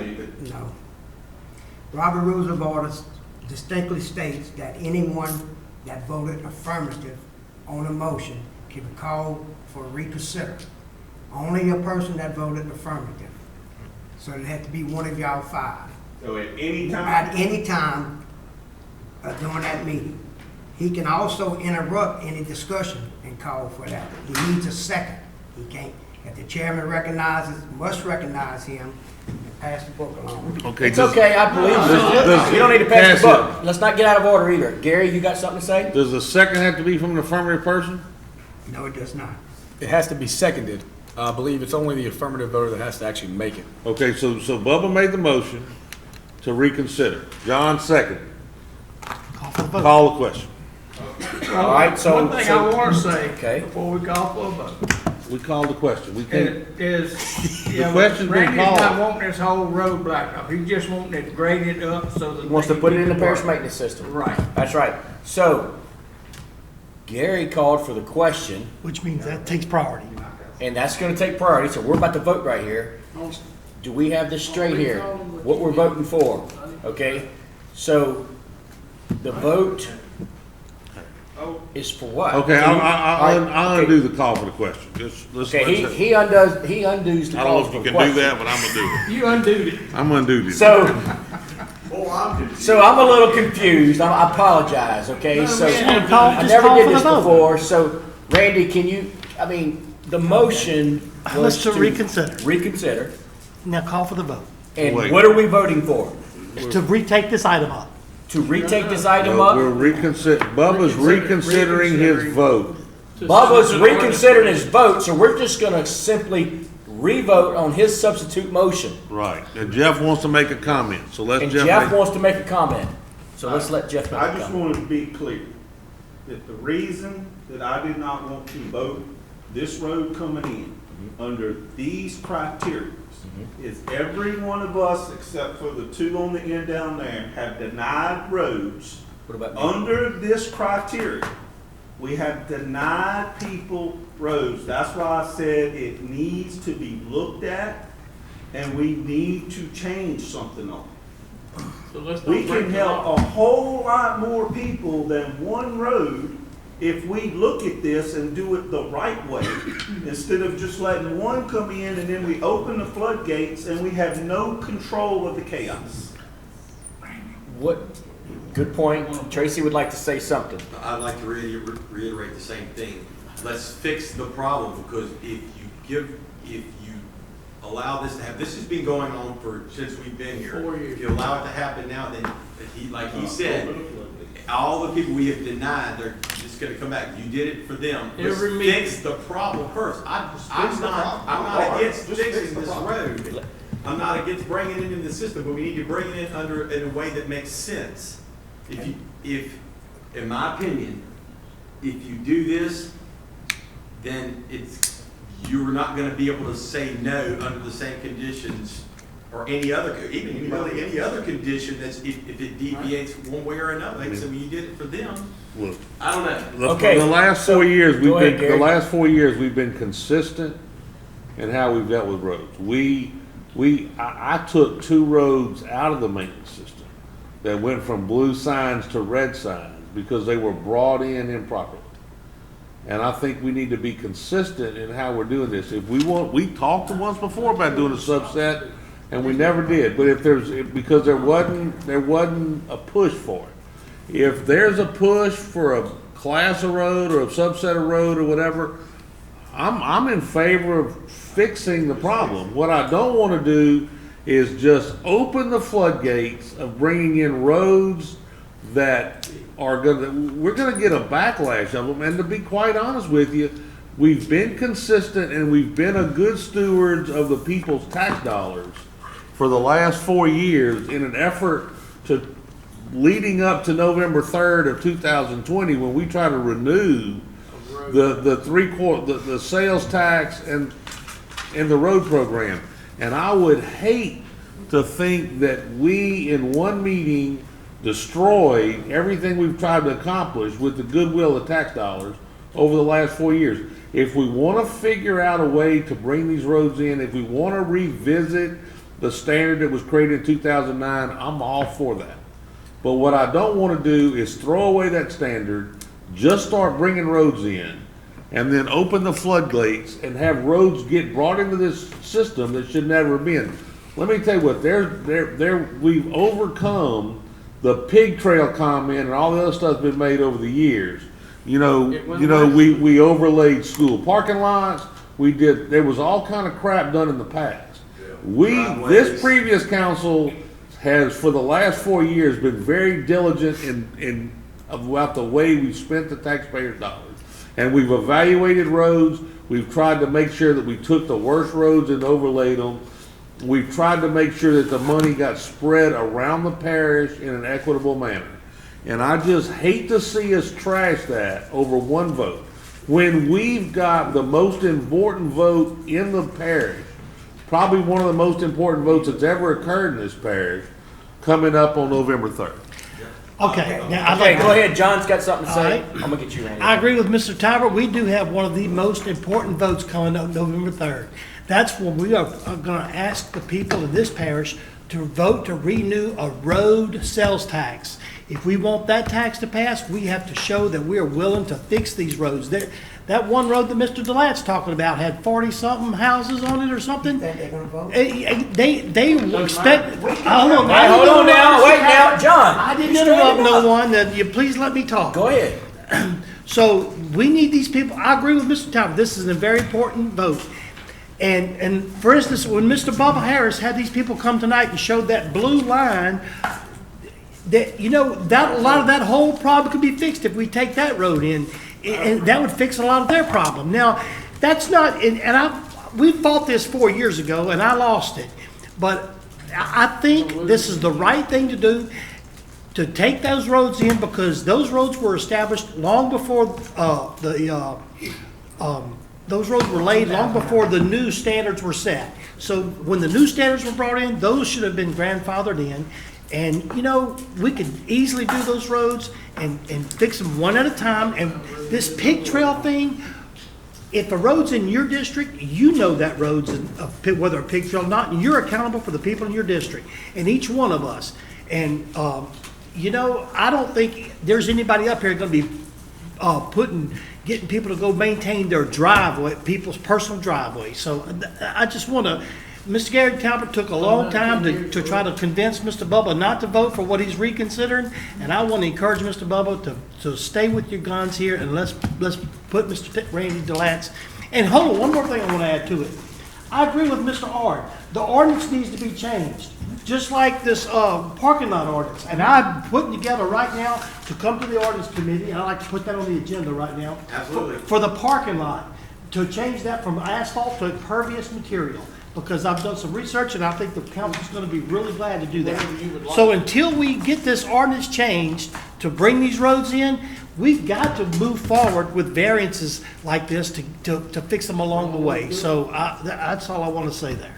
You did a good job, John. We got somebody from the audience that would like to say something, and he held his hand up for quite a long time. My name is Gaten Smith at 9295 North Street. I feel your pain. The problem is when I pull the lever for tax, it's for the roads that we have in our system. I don't understand why you cannot put your road onto a maintenance program for 3 years, let the parish take it over, then we can put it in the system. But I know if you take monies that I voted for this system to cover a road that's not in the system, the next time I'm going to say no. I think you're right. I think you're right. So we're pain on all sides. I think you're confused. That's a good point. Appreciate you very much for your input. Randy Delat would like to say something. And the gentleman had a good point, and the point that I'm trying to make, that's why the road has to be in the system. But who are we to choose, well, I like you, so you get in the system.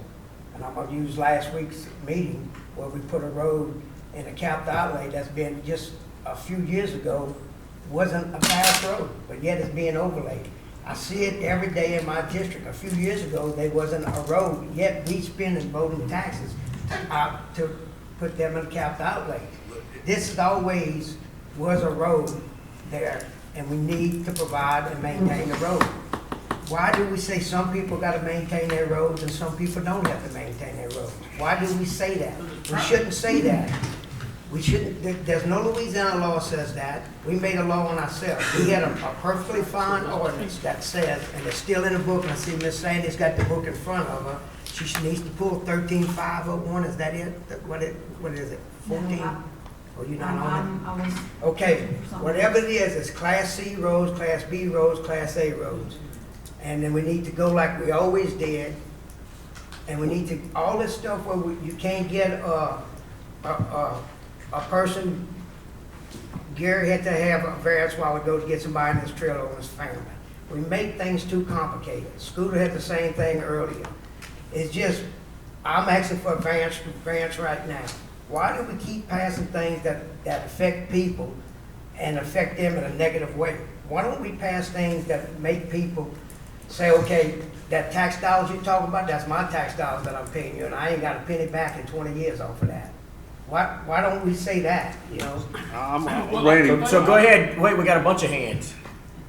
Oh, Gary, you got something to say? I'm gonna get you next. Okay, that road you're talking about that went in the system 2 weeks ago, that road, if I remember correctly, was a road that technically this council voted in, and when we voted in, it was a gravel road, it was a long road that ran through kind of an area where nobody could build on it, and then it ran to a community. Am I right, Mr. Darrell?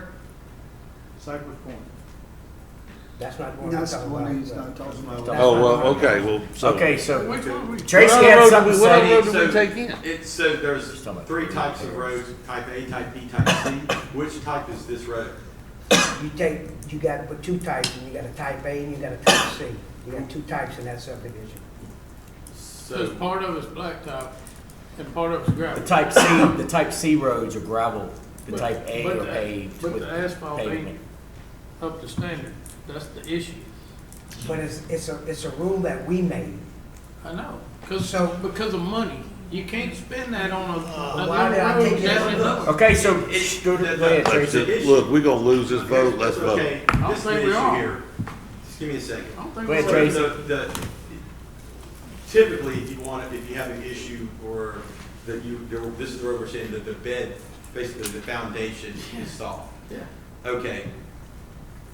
I wouldn't have a problem if we addressed that ordinance to maybe look at that and we could change it, we could do that. But we need to do that and we need to hold the Before we course. do And it. this is why I'm asking Mr. Harris. I don't have a problem with it. Just bring it to the ordinance committee. Let's change it and then we can bring it in.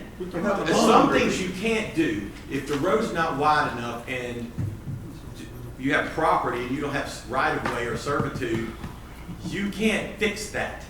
I mean, you gotta get everybody to give land and some people have their houses But if it's financed. got all You can't that, fix but just things the like bid that. not an issue. Let's fix So it. y'all, he needs to be heard. He has the I'm right. just saying, Mr. Harris, He's trying to, Mr. Harris, I'm just saying, let's just fix it. Let's fix the problem first and then vote it through. I don't have a problem with that. I'm just saying, What are y'all gonna do? there's a reason. Okay, so go ahead, Mr. Randy, you got There's a something? reason you voted no Wait, Randy, an hour and a half Randy ago. asked you a question. What are we gonna do to fix the All problem? right, so, That's not already there in the ordinance. What are you gonna do that's not already there? You create, there's other things you could do. I mean, That's so what I'm the asking. foundation is the only problem? I don't know, there's 5,000 roads in the Mr. past. Shane, I don't know. all right, we're a little out of order here, y'all. I'm about to hit this hammer. Y'all, everybody's talking and everything. Let's just, All right, so, Mr. Bubba, Let's call for the vote. Call for the vote. All right, we've argued long enough about all right. I withdraw my motion. Okay, hold on a second. Sandy, what are you saying? Do you want me to read the types of roads? Bubba withdrew I want you his to hold motion. on a second. And we will definitely, and I will be at the ordinance committee myself. please. Mr. Bubba is rescinding his motion that he made to recall that substitute motion, okay? All right, let's move forward. Agenda item number, Committee. ordinance committee. How about you, Mr. Tracy, the busy man, ordinance chair? Well, you know, that meeting, I didn't really think was gonna be much of a meeting, being our first one, and it wound up being a doozy. Oh, it did. Well, we discussed, well. Trailer parks. Trailer park, adjusting the trailer park ordinance as it sits, trying to make it a little more lenient to where we can get some housing in for people that's affordable. And I think the committee's of the opinion that it's just, you're requiring things from a trailer park that just aren't even required for houses.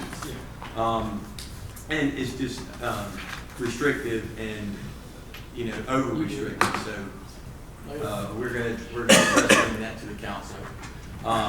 It's something with the sewer ordinance, I think Shane, we kinda touched on that a little bit, didn't we? Something. We definitely did, and we're looking, Wasn't I'm actually sorry on for the cutting agenda. you. Go ahead. Okay, so what we're looking at is the current Livingston Parish sewer ordinance. We in one of the council meetings, Randy put it on the agenda. A lot of constituents in Livingston Parish had concerns of how we're currently operating when it comes to permitting and inspecting the sewer systems, all that type of stuff. And while we're on the subject, I'd like to say that I met with several cooperating, highly professional Louisiana Department of Health and Hospital folks today, and we had a very good meeting in Sam's office, and there are great things to come, and we have a lot of answers to Randy's questions, and but we got a lot more work to do. And so that was a step in the right direction. We had the meeting, we took a bunch of notes. We're gonna bring it back to the ordinance committee. We're gonna do a little more research. We're gonna share the information we learned today. And a lot of positive things came out of that meeting today, and I just wanna say that, and so I didn't mean to take over your comment. And going forward, I'll get you a second. Going forward from here, we're gonna address, just to reiterate what we talked about tonight, when developers come to you, we're going to try to address, you have to say what type of structure is going into your neighborhood, and it has to be clearly defined in the preliminary plat, so where you can't, so what occurred in your district, or your change? Yeah, it was mine. So that can't occur again without our knowledge. If they wanted to change it, they would have to come back. That's correct. That's right. And then John, is John gone? Yeah, he said he was. And of course, we're looking at the parking lot ordinance and, you know. Yeah, we're gonna look at that, yeah. So. Well, we've got a lot of good things to look at. What and about work the on. estate size lot subdivision? Oh, yes. Well, that was your. Estate size lot subdivisions, it would be where they would be able to get rid of the curb and gutters if you had one house per acre of a development. I know there's somebody down in Mr. Randy's district that's wanting to build about a 200-acre one right now. Okay? Anyhow. Go ahead, Randy. I want to ask Mr. Tracy. Tracy, based on what Shane just said, you gonna hear that again, the sewer ordinance y'all working on? Is that gonna be on the next ordinance committee also again? It'll be on the committee Okay. again, because that's going to be a You feel like lengthy discussion. at that committee that y'all gonna make a recommendation one way or the other on something, or it's gonna take more time? How does it take more time? It's gonna, no, not the next meeting. I think it's going to take a little more time. But Because look, I want to. I am getting pressure on me, and I've told them that I was gonna introduce an ordinance. Let's talk Anybody on the committee is open. If you have ideas, you I can come to me. I You can think it talk to should be any. just like a regular. Next homeowner. Wednesday at 6. A rental Next, should be yeah, like next a Wednesday. We're gonna talk about it. We're gonna have a meeting next Wednesday at 6. Really good. You said what's We're gonna try to double up a little bit, try to get it. To catch up some of catch this up. We got a lot of stuff. And When do we have a Anything meeting? else? Next you know, Wednesday. Next Wednesday Anything at else 6. you guys have, if you have something you want us to tweak or adjust, just bring it to one of the committee members. Once a week. Every week. Until we get called up. We'll get That needs to be something on taken. paper, and we'll discuss it to where we can get it to a form that's in a manner that we can bring it to the council for a vote. Okay? Okay, very good report, Tracy. See? Anyway, so how about, Finance Finance meeting, committee. we did not meet this week, we meet before the next council meeting, so, I don't have nothing to report. all right. Mr. Gerald, you want to say something? Is, did Mr. Gerald want to say So what something? we got? Yeah, so, the master plan committee met on, Tuesday night, and, I reached out to Frank Sullivan, Port Vincent. They're gonna start attending our meeting for the village. So, we're asking for all meeting, any other, Gillian, India. any of them that could come and help us visual, see what's happening, in our towns, to get their voice. Please reach out to your villages, all right, towns, so we can, get this moving, okay? All right, Thanks. all right. How They're about moving along great too. agenda item number 27 is councilman comments. I have one. Jeff R. I want to congratulate Dog Lady Tigers on winning the